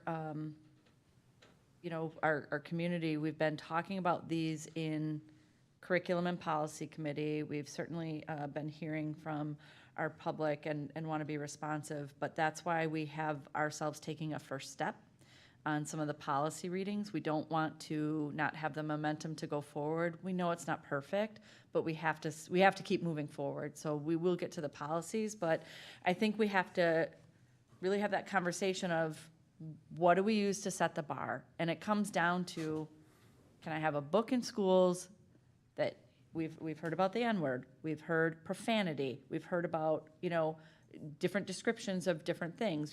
What's a tragic event? What events can and can't be in a book? There's certainly books or things around history that are scaled to, as we talked about before, developmental age, chronological age, there's titles available, but it just comes down to, how do we set where that bar is? How do we honor, as John was saying, our parents, families, and community in that work? It's not easy. If it were easy, it would be invented and everyone would be following it. So at least we're not afraid to step forward. I'll just bounce the idea since, sorry, Kelly. You go first. I was just going to say, I agree. I like the rating system, and I think one thing that stands out to me is under the Motion Picture Association, is parents are urged to learn more about the film before taking their young children with them. And I think that what we are doing right now is following that. Parents need to be informed of this, whether they do or don't. We can say that about a lot of things. They need to be informed and they need to sign off on these things. So to me, this is giving the option of saying, I don't want my child to read this, or the option of, yes, I think that I'm going to take the opinion of the teacher, and I think this is appropriate for my child, and I am saying that I'm okay with that. So in some senses, I think we are following some of these rating systems. So now I'm yes and no. The bar that I talk about are, do I even make that an option at certain grades? That's the bar I'm talking about. So if we have that, and we can come up with a shared definition of what makes it R, and I need to have all this information, and I need to have this input, does that shift where the bar goes? Do I not even consider any of those materials, before? I wouldn't consider any of them in my elementary schools, right? That's really clear. I know that bar's there. I don't even need to ask you where that bar is. Is the bar at 5th and 6th and intermediate? I would guess no. I think that we're really clear. If anyone disagrees, tell me, but I think it's real clear that bar goes up to 6th grade easy. Now you get to the sticky middle parts. 7th and 8th grade, is there a difference between 7th, between 8th, between freshmen? Is it, where do I put that? Because I can unpack the definitions, I could put some things around that, but where do I want to place that bar? So since Badger seems to have the most behavioral incidents, coincidentally, perhaps that's an area the bar should be above that. Like maybe there shouldn't be that material at that age when children are immature and maybe not making the best choices. They probably shouldn't be exposed to that type of material, in my opinion. Yeah, and you're an age range from 12 to 14. Badger, I think I think PG-13 would be at the highest, you know? You would never offer a R-rated book or movie at a Badger. I mean, you just wouldn't offer it. You wouldn't have a, you know, And I think- at camp, no one's pulling out an R-rated movie and, you know, it just seems like common sense, I guess. You know, and I think the bigger thing is on those Motion Picture Association ones, what defines them. I mean, there is more to just what defines that and what the description is, because we can say R-rated movie contains adult material and parents are urged to learn more, but you're not saying, oh, but it can have 700 F words in it. So, and that's what, we don't want to deal in absolutes either. You know, if it says this one, like, then it's out. Nope. I don't think we can deal in absolutes. I think we need to find what that is. You could look at, you know, remember Emily unpacked language? How is it used, right? The context. Were they just spouting profanity? Was it aimed at something? How is it used in the book? What could it inadvertently reinforce? What is that space around the language piece? So. Yeah, and I think Like, I was gonna nothing will say, get yeah. done tonight, but Kurt, No. Kurt, you're not in any of the committees. You're missing out on something. I missed out on that. I've seen enough on the books we're a public school district. To me, we have public TV and free TV. We have free TV, all these guidelines keep that language out. I mean, it's pretty obvious that we have the policies, and I agree with John. We're in violation of them now, in my opinion, having that many swear words and that inappropriate conduct. Hold up. So, Saying that many swear words. Help me define that many. yeah, so. How many I'm is too looking many at for you? At a rating system, and that's where I think there should be none. And that's. And that- we've talked about that before. And that's my opinion, but I'm willing to look at some of these rating systems. Yeah, there needs to be a couple, because you're quoting something in context for history. So I know but that's just my opinion, that I would look at some of these rating systems and at least bump them up in that we have to get them out of the hands of our youngest and the libraries. That's my opinion. Okay. Just a thought, since this is a close, and we've been working in committees on this parallel, excuse me, wondering if, let me take a sip, sorry. Just a thought, wondering if it makes sense to continue this with some board working sessions where we can sit down and talk about this as a whole, because that way otherwise instead of doing it parallel separate, maybe we can do it together. That would work for the board. Because- You know, I can survey you in the interest of time, because there's certain pieces that we would want to look at. We certainly have a path and have talked through curriculum committee of kind of what we want to do. We know a general, we don't want to overstep where we think that is, but we talked about in general and bringing that work back before we open our doors around the different books, the information we're providing, and doing that. So there'll be a shift coming forward, but this is deeper, more complex work, and the better we can do in kind of the summer leading into, I think that helps kind of start with some direction. Because I think based on the items that we have here in the statutory language, but also with regard to the comments that have been made, I think we can cut out or slice, I should say, it into certain dimensions, right? One of them is profanity, violence, right? We can do that. The other is age appropriateness, historical context. But my point is, I think if we can start by slicing it, we'll make progress, and some things will become more clear. Because there's a lot of moving parts here, and that is not at all a complaint. Yep. It's hard to say, well, where do you start? That's Where do you start? And I think exactly where pick we and left off go. in both committees. Mhm. And we said, so now, instead of taking that work forward in those committees, we would just set some additional meetings for the board to do that. And we would be looking at potential kind of, not that I'm going to go through and rate every single book and put a sticker on it with a rating, right? But I'm going to use it in the selection piece immediately before we open our doors, and there were some shifts going forward, some of that. But the work of that work session, the goals would be to walk out with clarity around excessive, kind of where that line is, so then we can begin, so then how do we tackle that work, right? Yeah. Because even though I say that, I just want to be very clear, like, I can't go through and get all that done. You know, there's got to be some lead work, like I can line up what that looks like and what would be in kids' hands and why. And there's a fair amount that already families are authorizing, but I just don't want to give the impression that if I set something, I magically can go touch every classroom, library, and curricular piece. And I would say there'd be a fair amount of question, right? I might run into something. We're not going to write perfect language, probably. I think we all need to be secure in we're committed to making steps forward. But I might have questions that I would then take through the curricular committee around, we're questioning these pieces in relation to that, and here's why, and have some more robust dialogue there. So if something needs to shift. So I think that's pretty doable. Yeah, the idea that we're going to get it perfect the first time, we'll be at this for years, and it still won't be perfect. Instead, we need to determine, forward. right? Because I would challenge this board that until we have relative agreement as to how to define it, we cannot set up the administration for success.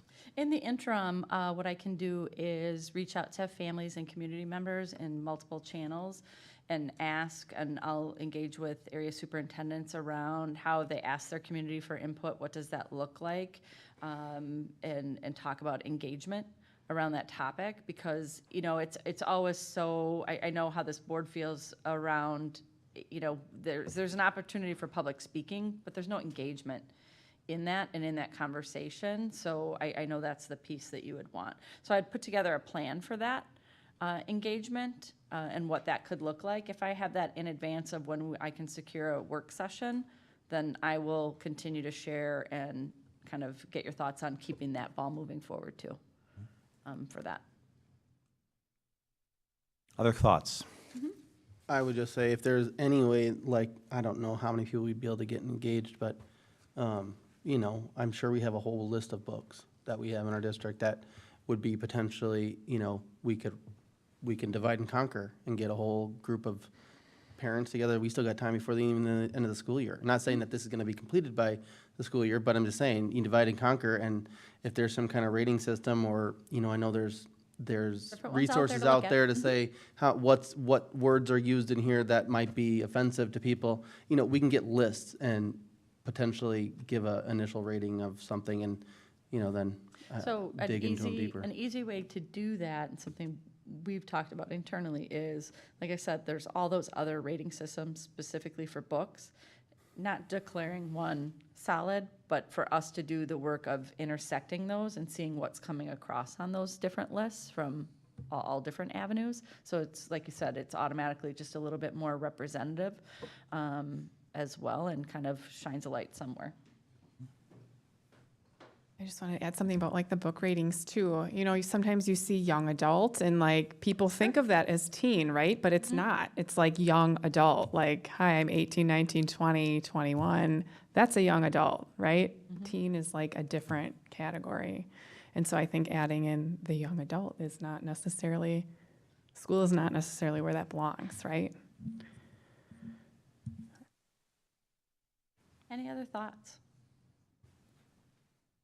Good discussion, appreciate it. More work, more work to come. So I'd urge you to consider, we'll put together some things on ratings, but and we certainly have the profanity and all of those pieces down, the violence, topics. You know, we've heard a lot around sexuality, things that question sexuality. Where does or doesn't that fall? That's something for you to think about. I know, or you and I had talked quite a while back, but even like aligning that with the human growth and development, right? Because we've already had a committee go through and say what belongs at which grade level, and can we line up those books that maybe have some of those more concerning topics along with where the human growth and development committee already placed those items, right? Yep. Yes, that was an idea, like I said, I shared earlier, going, hey, this is kind of set already. Yeah. I appreciate the board's work and the comments on this. I think what we're stuck with is, I seem to remember in law school, I had to just look this up so I didn't embarrass my law professors. There's an old Supreme Court case that dealt with determining obscenity. There was a justice, because the idea was, is there a definition around it? And the court struggled with it because there's the famous, well, not sure it's written, you know, it's not written down in language, but I know it when I see it. And that's, I think, what we're struggling with, because it's hard to put it into words. But that is our challenge. And again, I'll reiterate, we need to set up our administration for success with guidance. And right now, it's not quite there, but we can get there. Thank you. All right. Next is busing eligibility policy, the review of the busing eligibility policy. This was something we talked about in policy committee earlier, and I hear from some families sometimes around this confusion. When you look at specifically, we weren't looking at language, we're looking at the eligibility. So in the number 1, 4K students are eligible for transportation at 0.5 miles. So statute-wise, we're obligated anything that's 2 miles and above, right? We choose to set those parameters a little bit tighter. Other districts might set them only what the state defines, and we've shifted. We're probably looking at, the age of the student and how long that walk is. 5K, 1.0 mile maximum. Grades 1 through 4, 1.25 miles. That means I can be a family with a kindergartner, first grader, and a third grade, and I will stop at a stop, and I will say, I will only take this one and leave the rest of you behind. Then when it comes to grades 5 and 6, 1.75 miles. But 7 through 12 is 2.0 miles. Badger and Silverbrook share a route. I will do the same thing. I'm going to literally go to a stop and say, I'll take this one, but not that one. That doesn't make a lot of sense to us at all. So we're talking about, let me grab my other notes. Do we align that? Do we shift that? What are the implications? And one of the pieces we talked about at policy was understanding the impact of any shift in that decision and what that would be. So I met with Nate from Go Right Way a couple times to talk about what are our options? What are our options now? What are our options in the future? So you can see that at the bottom there. So in working with Go Right Way, we could align K through 4 to 1.25 miles. So that would increase the walking distance for a kindergarten student from 1.0, adding a 1/4 mile for a kindergartner. Okay? Looking at last year's numbers, because kindergartens are kind of a new group of students, 52 were eligible for transportation, only 8 were using it. So I can't foreshadow that. They haven't loaded this year's routes. I can't foreshadow the number of who are eligible. You can see, though, it was a lower usage based on last year's numbers. We could align the 5, 12. Let's unpack just one at a time, because they're drastically different, right? A kindergartner versus talking about an 8th grader and expanding their walk to school. Does the board want to look at aligning K4 in policy language so it's all at 1.25 miles? Or do you want to just leave it as is? Right now in policy, it doesn't seem to impact that many students there, and we can always clean that up later. But that's just for 5K through 4 or 4K through 4? That's 4K is its own thing, not even on the table. There, we're not even looking at them. We want to keep it at the 0.5. They have their own transportation routes and circuit. Sure. I don't recommend any change there whatsoever. Okay. So it's just 5K through 4, so just aligning this one-off kindergarten grade. Could we pull it back and say 1 mile for 5K through 4th grade? I don't think that the bus company could pull that off because of the number. That would really expand eligibility, and I have a short amount to route everyone and do that. I think it's too substantive of a change for this year. I can in the future. So you could choose to do nothing, knowing that it didn't have a lot of impact, let it roll how it is, and we just explain to families, we have different levels and there's different options to get on a bus. You can totally leave it, and we could look at that for years in the future. That's a possibility. At the same time, if there's this idiosyncrasy that's happening right now, why wouldn't we take an opportunity to consider aligning it? And again, the idiosyncrasy that's there, we manage. We take the calls on it, we deal with it, we talk it through, and you know, it's, again, there's not that many even accessing, so that's not, I think, the largest. I think a lot of our families choose to transport in elementary, especially the young ones. I think it's silly to not have the schools together, having a kindergarten, families that have multiple kids. I think it's not the best use of resources if we're not saying that those people go together. Yeah, I would agree. I mean, if they're all going to the same building anyway. Or same route. It makes more sense to have the kindergarten through fourth on the same schedule. And I can have them forecast, they're going to start, he was saying that they're just going to start routing. I could look at actuals of what that would mean, and I could connect with those families and just say, this is what we've had historically, here's what we're looking at, but we want to just be mindful of what you might need as a family. I could easily do that, and get some perspective before we make any change. Again, it's been sitting here a long time like this, and we navigate it, it just needs some cleanup. So I think I could easily do that. I would recommend doing that. I think based on the little information, that would just be. I mean, it's like a quarter of a mile, Yeah. so it's really not that much. But Oh, it's not. but they are small kids. So They if are, you're yeah. talking, you know, a preschooler or a kindergartner, I'm only talking kindergartners. so, but they're gonna gain a quarter mile from distance of what they're eligible. So, I mean, how many kids is that? Last year, it was 52 students were eligible, only 8 of the 52 So- used the bus. So maybe one might end up having to walk further than they may have had to last year. And I can engage with my incoming families. Yeah, I mean, I you're not know going who to have they are a right kindergartner now. walking to school by themselves either, right? Yeah, right. I mean, Yeah, you generally don't see that. Yeah, ride a little scooter or something, and mom brings it home. I don't know. I mean, but Good that under- is, Mine would do. that's essentially the distance from here to Silverbrook, probably, mile and a quarter. Is it? I don't know. I'd have to look. I think an understanding of the students who might be negatively impacted by this. I think it's back to Yeah. June's point. I think it would be good for us to just consciously be able to understand that I think before we that's an take easy action. group, again, when they start preliminary routing, but I have access to them right now in messaging. I can do a message specifically.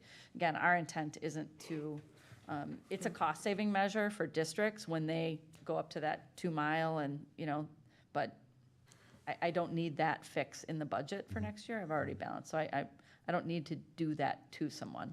So I'd say we engage with those families that may be potentially impacted, gauge that before we clean up that language on that piece. But we keep that on the radar and certainly clean it up for the year forward in doing that. Then the next is align 5 through 12 to 2 miles. So that means grades 5 and 6, they add a quarter mile. They're at 1.75 right now. So grades 5 and 6, your Silverbrook, we would expand that walking zone. So looking at last year's number, 58 were eligible, 37 were using the bus. This could potentially reduce route times and the number of students on a bus. But they couldn't get their arms around actuals, so that's potential for that benefit. But all of those students aren't even gonna be on the same route. No, not necessarily. That's, yeah, that, you don't reduce a route. But I'm just saying, so, you know, I think you said the K through 4, that was essentially the same route. They were gonna be on the same bus anyways? Is that what you were saying? So that's I what I'm, mishear that? just so, yep, so that's what I'm doing at Silverbrook and Badger. So I can go to an address and pick up, so let's say I'm a family. Yep. And I've got a 5th grader and I've got a 7th grader. Yeah, but I'm only just. take one of you. Yeah, and I'm just saying, you know, the 5 through 12, if you move them all to 2 miles, you're, you know, I guess I just don't understand why you'd move those ones and not just break them down into what routes they're actually taking. So we looked at, so I looked at it inversely on this one. So you could alternately move Silverbrook and Badger to the lower, the 1.75. So right below that, I've got the asterisk, right? Like you said, break them up. Just tell me who's sitting together on the bus. And do I want to go to 2.0 or do I want to go to 1.75? 1.75 adds a route at approximately $5,600. It would gain 55 additional Badger students would be eligible for busing. It gives you consistency, and then you would say that grades 5 through 8 are at a 1.75, knowing that we're going to add a route and incur some cost. That, they did not predict that there would be any reduction in route time or stops or numbers. They weren't sure. But again, they couldn't put the exact numbers on the potential prior. So that is, do you want to make a change? And if you do you want it to go to 1.75 or 2 for grades 5 through 8?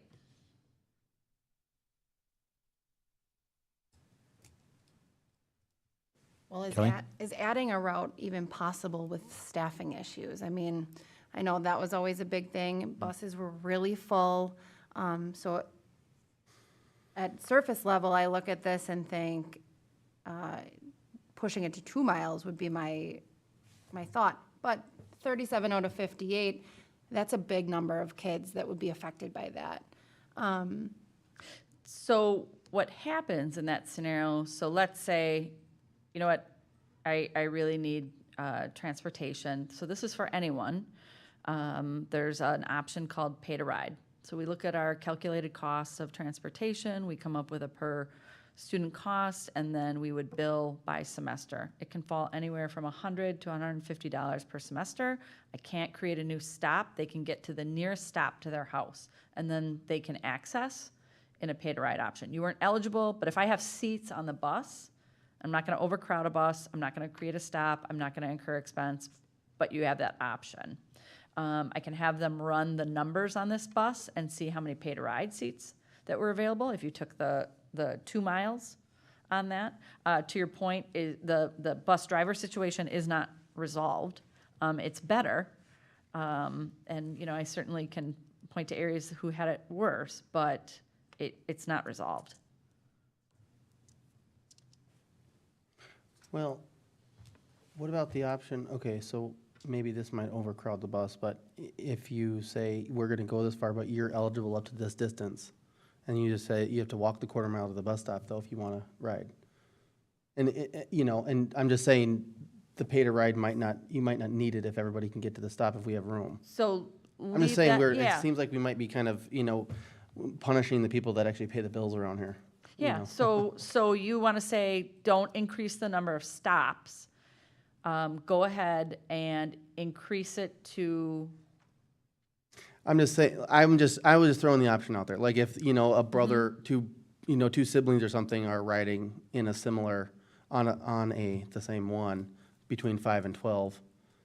you can set And language you say around preference for same household. 2 miles, yeah, or something like that, where if it's So- the same route, you can ride Yeah. with your sibling. Yep, so I would say, let's not punish anyone for the spacing of their kids. It's an option, I agree, because that's where it's hardest, right? I'm literally going to that area, I'm routing for your one kid, just not the other. But look at a scenario in which I have like a primary and a tertiary eligibility. You're eligible to get on the stop. I'm not gonna assess you pay to ride fees, but I'm gonna look at, you need to walk a little bit further to your bus stop. So it's more, so what you do in that scenario is you might reduce the number of physical stops, so you could increase your route time to be more efficient that way. You can do those things, and I just need to test that to see if I have enough seats for those students at that secondary one and what that looks like. So a no-cost option, but kind of inching our way towards Because I that. still think then at that, if we say, yes, we're gonna allow the siblings and we're allowing them to essentially ride together. You know, Yeah. we're not cutting somebody off, but yeah, you might have to walk a quarter mile to get to the stop Sure. to do it. A shift in, or dramatically change the way pay to ride is assessed in that scenario. If you're in this grade level, your pay to ride fee is but I like your idea of waive it. This isn't anything that we've had baked into the budget. It's not a budgetary decision. It's not a budgetary piece I have to hit. It's around the kind of the customer service, the ride for the kids, the access for families. So I can look at that piece. Again, not a decision point tonight, just putting it out there, like what can we do to help? Or I liked what you said, you can write something in that says you can ride with your sibling if you're on the same route, you know. Yeah, and Nate will know they certainly serve a lot, and he's pointed me towards a couple districts who are doing pay to ride really effectively and efficiently. So we'll study that too. I was going to say, so we've given you a number of options to explore. Yep. This had originally come to policy. Does it make sense to take it back to policy with this? We could bring it back to the full board either way, I guess. We can bring it back. I think I've got those options. We would need the full board, and if there's any change or shift that I want to communicate, I want to make sure I'm communicating that with plenty of lead time for families. Again, Very good. and we're not looking to restrict families or shift something fundamentally. We're just looking to line up some of our things around that access. The next piece that we talked about in relation to, and Lance Rowell, principal, and I have talked about it. He talks about if you're a Silverbrook parent, how many emails do you get a week about your bus being late? A lot. And we talk about it as a point of customer service in there. So when Nate and I really analyze the bus times and when he can, so we have a 3-tier system. If people aren't familiar, it creates cost savings to us, meaning they're running 3 different routes. A driver and a bus they're hitting your high school first. Then there's a middle tier that picks up your kind of Silverbrook and Remember Fair Park starts at an odd time because they're using those routes for that. And then your 3rd tier is your later elementaries, right? So you're keeping your buses in play all the time. You go 3 tiers. Those drivers are not coming in for a 1 route job, right? They're coming into routes with substance and employment. So it helps them. He talked about the turnaround in the number of routes, and we can't remediate it by adding a route. They just can't complete their route and get to Silverbrook because they stopped there before Badger. It's been really uncertain. So what we do is the day ends and we're patching in paid supervision, we're patching in some things to make sure kids are there, but then they're lingering. And then you've been out of school and then you arrive home sometimes an hour later, right? You have to shuttle over to Badger, then you have to do it's just, Nate and I just talked about the customer service aspect and what we want for kids. And I just said, really give it to me straight. What can you pull off? And he said, if you were to look at extending Silverbrook's instructional day by 10 minutes, then that would clean up a lot of it. It won't make it perfect, but it would clean up some things. So that gets you into a piece where you're looking at extending an instructional day. I did just a brief check with Lenny around, teachers are contracted for a full day, but we go by instructional contact time to make sure that they have appropriate prep and all of those pieces. So we'd have to dig into that piece. And then we would also have to extend your paraprofessional support at that school because right now they're ending with the kids, right? They're timed with that. You can't cut that short during the day. So there's those implications for that. What would be the cost of doing that? Or do we just put in something different for our bus riders and say, okay, parents, you almost have to consider having a de facto end of day program for them because it's just been so late. I don't want that for kids because again, you run into loitering, you run into, people that have to chase kids down.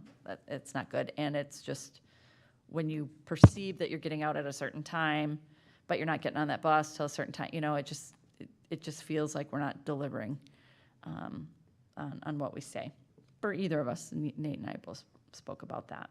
So do you want me to determine both the shift in instructional day or some kind of after-school program costing where we've got supervision for that? Like I said, they said that extension's about 10 minutes.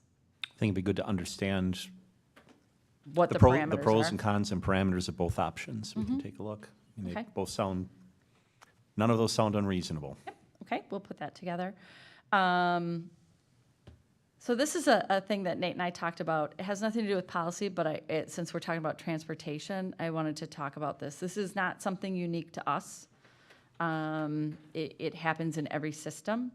You have to route for every child who's eligible for transportation, and they have to have a stop. And you have, as part of your registration process, do you want transportation? You're eligible for it. Do you want it? What do you think everyone says?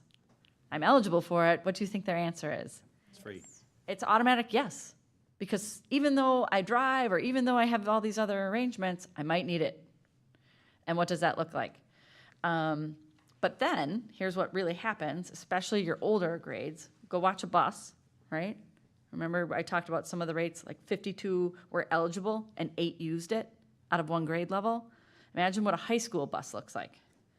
When they start getting their license, they can get rides through themselves, their friends, et cetera. You're rolling a bus that's partially full, which is fine because you want to have a seat in case people needed it. But they must stop everywhere, regardless, because they don't know who's on when. So you automatically extend their route time, which impacts second tier, who's who? Silverbrook.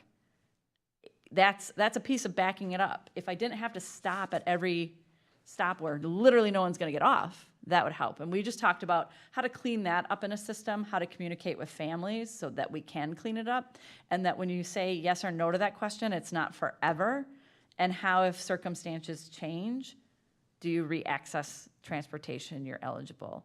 So that's something we'll be working on as a district, but it certainly has impact to the next tier, which is Silverbrook. Well, why can't you just say, 11, 12 graders, the bus eligibility is 5 miles? Because the statute says 2. And I already have it set at statute. Nice try. Essentially, they're all gonna have their licenses, and Right. if, It's communication to families and to students to understand, I could issue you a bus pass for that one day for a one-off thing, but if it's gonna be a change over time, like I can formalize your stop within 48 hours and put you back, because we want to count that attendance, right? Because we're getting funds for transportation, and you want to have real counts of who's eligible, who's using. We have to submit those to the state. So that's just a piece that needs to come with it that could clean up that, again, that middle tier as well. So I want to make sure and surface that. And then we talked about separation, again, behaviorally. Silverbrook and Badger, separate them. How many routes is it? What would you need? All of that. It's not an option for the coming year, but as we look at right sizing and doing that, there'll be room for us to do that. So I just wanted you to know, as board members and our community to know, it's something we've explored. We can't pull it off. They'd have to double out those routes in that same time, and we don't have enough room in our tiers, because we analyzed how many buses are rolling in each tier. If I shifted something, can I do this? It's like an elaborate game of chess. So we don't have capacity this year, but we will in future years, because then you could separate that. Any questions on kind of some of the pieces or thoughts or things we could clean up for families regarding transportation? I think you heard a number of suggestions, and it sounds like we'll bring that back to the board in the future. Yeah, I'll bring that back for a recommendation. I'll solicit some input from those who are directly potentially impacted, and we'll go from there. All right. We'll move to the next agenda item, which is policy first reading. Policy first reading. So curriculum committee met, talked about these changes, then policy committee reviewed all of that and helped with the writing of those pieces. So I'll take you through those. Currently, we have 330. If you click on that link, it takes you through our current 330. It's labeled as standards aligned and goal-based curriculum development. Both committees support unpacking that into 2 separate policies. And that first one, the coloring isn't coming through, but the green language in 313 is language that we currently have. We're expanding on that. 313 is focused on academic standards. So instead of putting both the standards plus curriculum development all in one policy, we're unpacking it and expanding it. So in that second one, you see a proposed 313. It's the concept is in 330, but it's with a little less detail. And it speaks to the adoption of standards. You just did this at your last meeting, where you have to, at your first committee meeting of the year, which is July, review the standards, notice people. This goes through that obligation. I gave you the current language that was related to standards that was embedded. It's on that second page, just so you could isolate it. Otherwise, it's kind of hard to go through the different versions. But all the green stuff I absorbed right in there. And then there was that annual notification, which is actually in a little bit more detail in the proposed 313.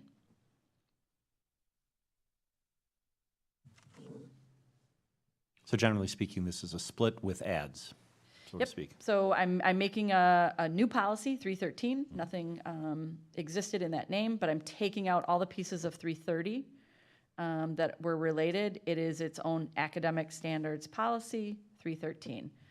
I say new policy, but you can see where I'm pulling our old language into it, and then just kind of fleshing out those obligations.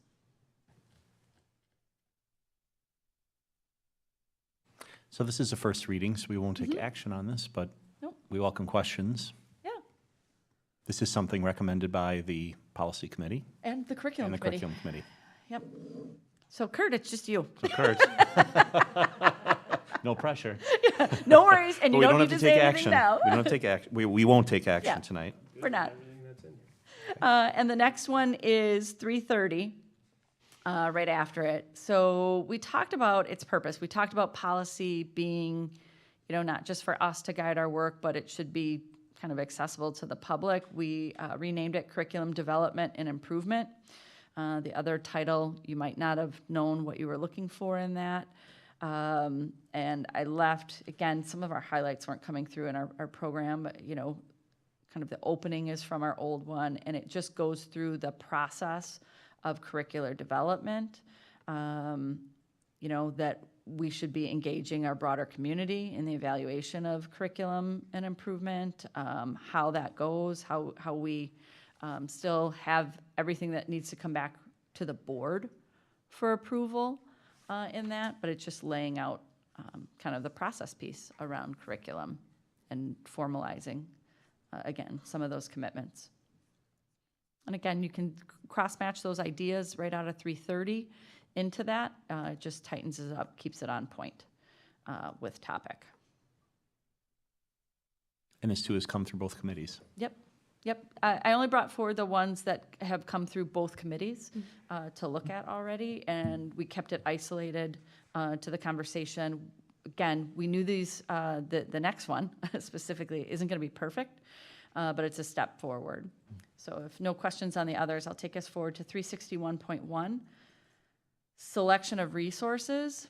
We would recommend adding reconsideration to the title, making the entire reconsideration form its own standalone exhibit right under it. So again, it's really easy for our public to access. We talked about some pieces, even just to clean up in revisiting that reconsideration process. But what's really new in this is I just highlighted, instead of see below, because it's going to trip to another page, see the additional information section. We took all of our existing language in those committees, and that's where we unpacked all of those. So what's profanity? What's age appropriate? What's this? And you can see all that additional information is highlighted at the end, where it gets in when we talk about something being,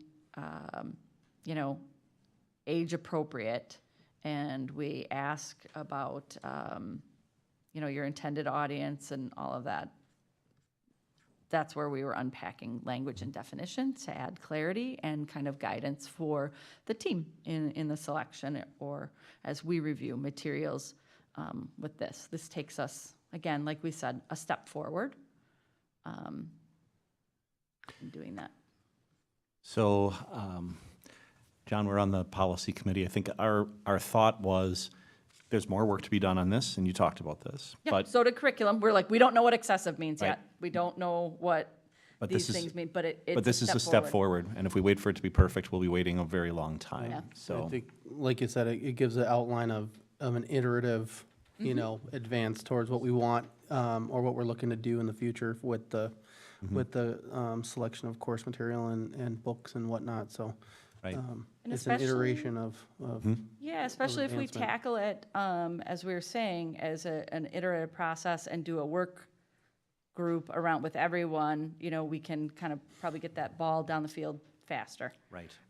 So doing that as that next thing, and I'll just put out a call for calendar updates right away.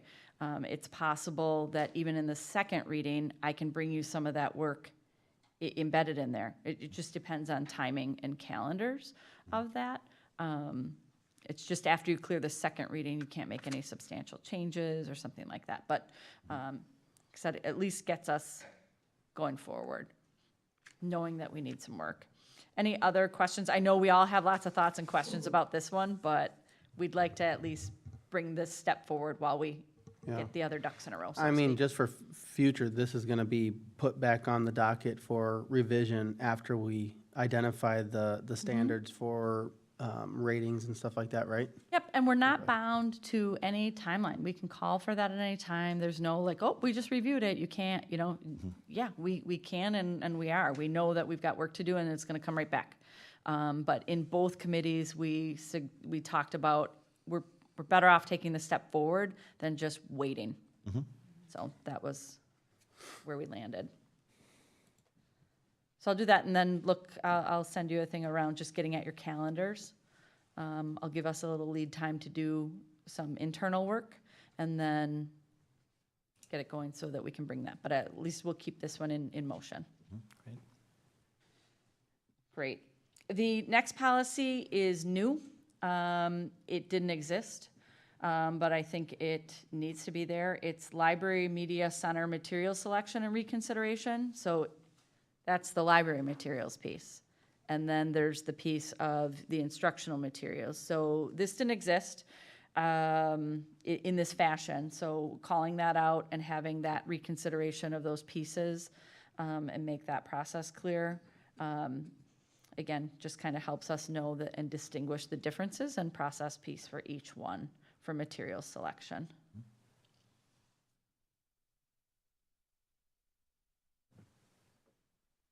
Any questions? I was Bobby? just going to ask a question. When discussing like the reconsideration, I don't know if that, is that in here, like what the committee is made up of? That's going to come back with the next step. I would put that, that's the 361 piece. Okay. That's the AR and the process that we talked about. We talked about in our committees, we left the process the way it was, but we said the exhibit, the form, all of that should be a standalone. But since we've had that, I said I called for the process and how it's turned in, just because of what we've experienced. And I wanted to meet with people who participated in the last process to get thoughts before I bring back something. We could Okay, so probably that do would that probably as come part of the forward. work session. Sure. So that gets added Kind of figure out rather what that quickly. looks like. Mhm. So An it's more AR balanced. and an AR like that, you can do a quicker, fast track to it. So I would say that we'd be able to kind of get that into the work session. Okay.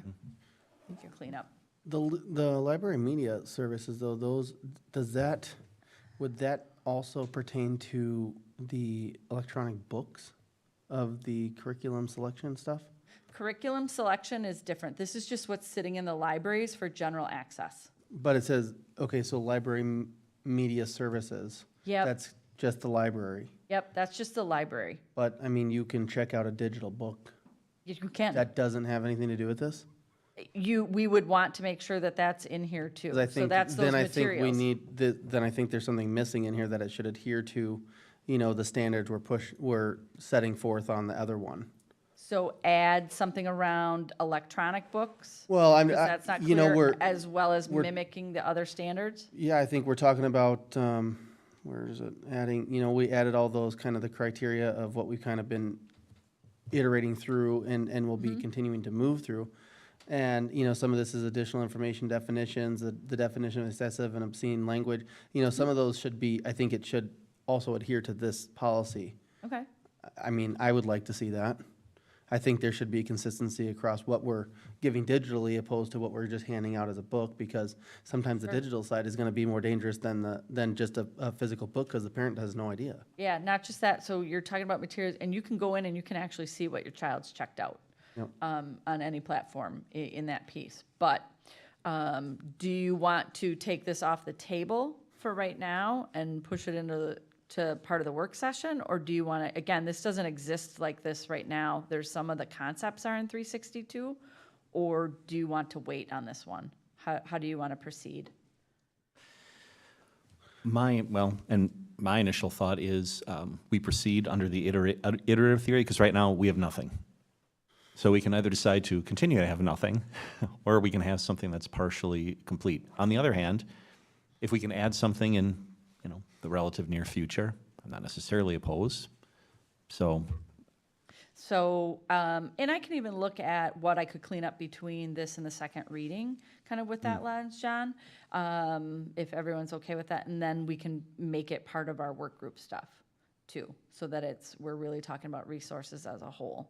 I just, the additional information on that portion kind of identifies some of the things that, you know, we've heard concerned about, and I just would like to see that, I guess, adhere to those definitions and those, you know, those kind of ideas of, because I don't know why we'd have a separate standard for library media use stuff, you know, if it's a, you know, audio book or a movie version of it, whatever it is that you can maybe check out, or a digital copy of something, it shouldn't be a different standard than what we're holding for this other stuff. I mean, I think we need to have some consistency across the district, or we're gonna have gaps that people are gonna try to exploit, so. Okay, I'll look at that then, around what that could look like, where it's one standard applied to everything. Yeah, and I'm not Knowing that saying the change the standard whole isn't policy, I'm exactly just saying, set, yeah. reference this for you know, we need to adhere to the standards of 361-1. Sure, I can look at that. So are you saying like if a student wants to check out a book that would, you know, be under this additional information, that you would need like families to review or approve it, like that would be the same for the library, right? Then perhaps there's a section of books that parents need to approve, or maybe like, I know one of my kids, they had a thing sent home from the library where they said, hey, your student in 7th grade, but we have this section of books that we only give to 8th graders, but maybe they can, you know, is it okay with you if he checks out books with these more sensitive topics? And so a parent could decide, and then maybe that would be marked on. And right now, we've got a little bit of that, putting that to the parents to be proactive and alerting library staff or classroom staff around that, and Sure. helping to put that parameter in place already, because it didn't exist. Sure. So we have that in that spot. So I can look at and try and marry those two. Yeah, you know, like if we know there's a specific book for Yeah. curriculum that you're not going The to put in the work hands of ass- students without a parent. The work okaying it. associated with this, and Is- taking that it's next huge, yeah. swing is way bigger. huge, I So know. I can't adopt something that I'm automatically in, but like I would make a timeline. If we land there, that scope has to be totally relooked at differently. So just forewarning you, I just can't too make big that to- overnight, yeah. Okay. Yeah, we will have to talk about a When it glide goes into path for effect. implementation. Yeah, because- like that one would just you'd need some kind of Transition implementation period. space on it. Mhm. If that's where we landed, you need an implementation runway there. And then the next one is 362, and that's just getting at the services in the library media centers versus the, you know, kind of what's in it and contained. So library media centers, so that we were keeping that selection of resources its own piece and not nested in. So that's why we have kind of the service avenue, and then the kind of what's in there and how do we select that and make that accessible.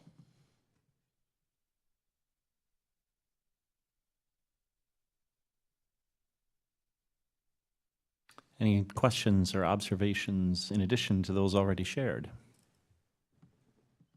So Superintendent Wimmer, we've given you a bunch of feedback. I'm It sounds nothing like- if not responsive.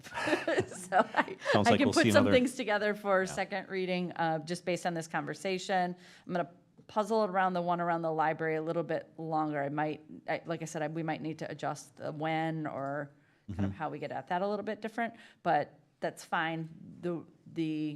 You can either do it as is, or we can say, oh, hold up, I need more time. This is more complex than I thought. Sure. And we can put it in the work group space.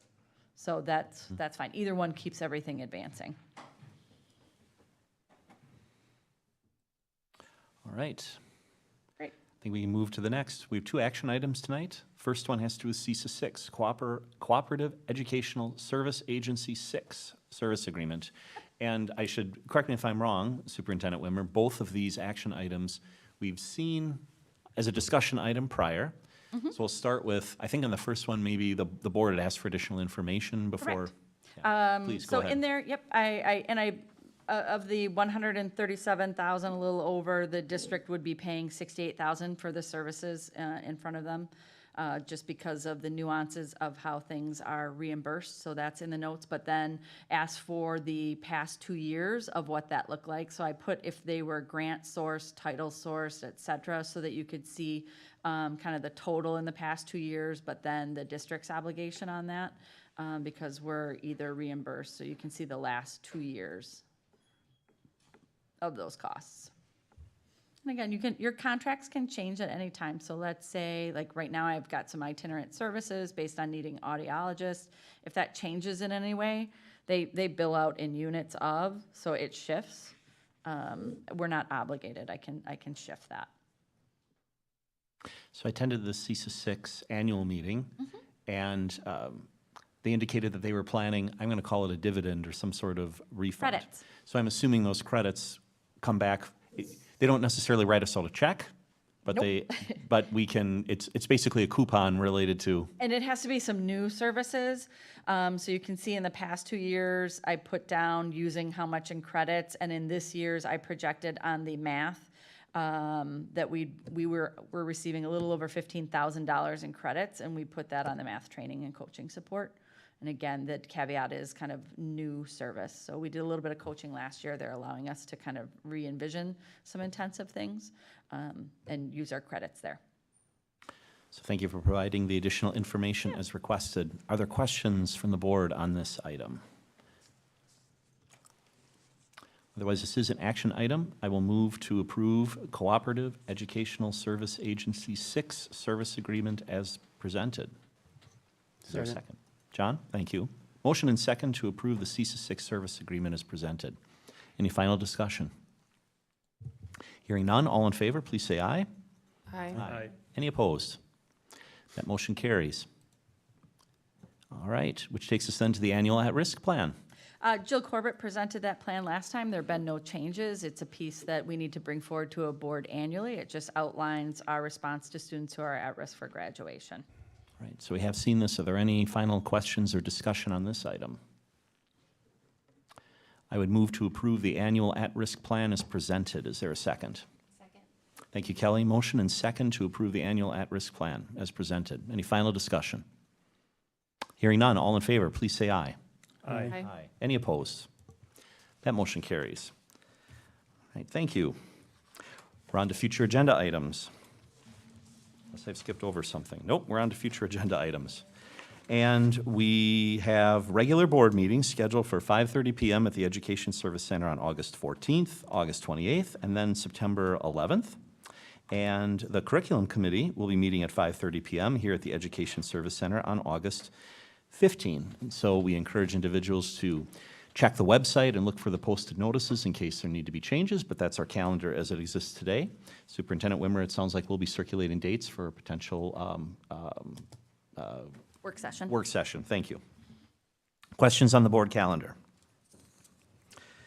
And then lastly, items for follow-up and communication. You had a couple pieces of homework, just reminding you of to look at and think about kind of setting academic goals, and when we bring that forward, committee will do that first, but the full board will certainly be engaged, as well as looking at that draft of the family handbook and getting any feedback to me in that interim. Great. Board members, any other items for follow-up communication? John? Just a real quick thing next time. I would just be interested how that app, for the redistricting stuff is going on. I mean, we haven't heard from that in a while. I just would.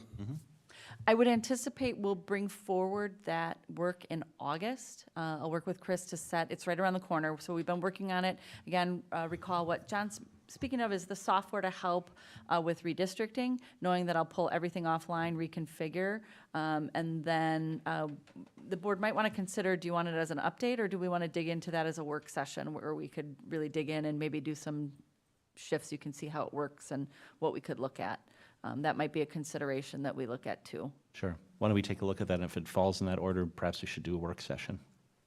I'll double check on calendars, just look at all Sure. availability. If something lends itself to, hey, we could do a dedicated session to just dig in on that. Sure. Yeah, and I'll look at availability. I'm not hard pressed on that. I was just Haven't heard from it in a while. I was interested. So if it falls in line in 2 board meetings and you were going to come up with it anyways, then Yeah. that's fine with me. Yeah, too. we had intended to bring at least preliminary stuff for discussion in August, because it works with, right now, EUA's in, recall you approved that contract. They're in doing the building studies. We've been doing the data dumps on all of that. So we want to kind of look at that and make that part of your consideration when you think about getting their report too.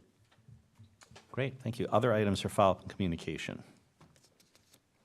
All right, we've reached the end of our planned agenda. We do have an item that is appropriately discussed in executive session. So I will move to adjourn into executive session pursuant to Wisconsin Statute 19.851C to consider employment, promotion, compensation, or performance evaluation data of any public employee over which the governmental body has jurisdiction or exercises responsibility, and take any such action if necessary based on its discussion, namely employment and compensation. Do I have a second? Second. Thank you, John. Motion and second to enter into executive session. This is a roll call vote, so I will call the roll. Mr. Rebholz? Yes. Mr. Swigert votes yes. Mr. Donaldson? Yes. Ms. Aragon? Yes. Ms. Lang? Yes. Dr. Temez is absent. Ms. Kruger? Yes. All right, that is 6 yeses. We are adjourned into executive session. Thank you for those in attendance and those watching. Have a good evening.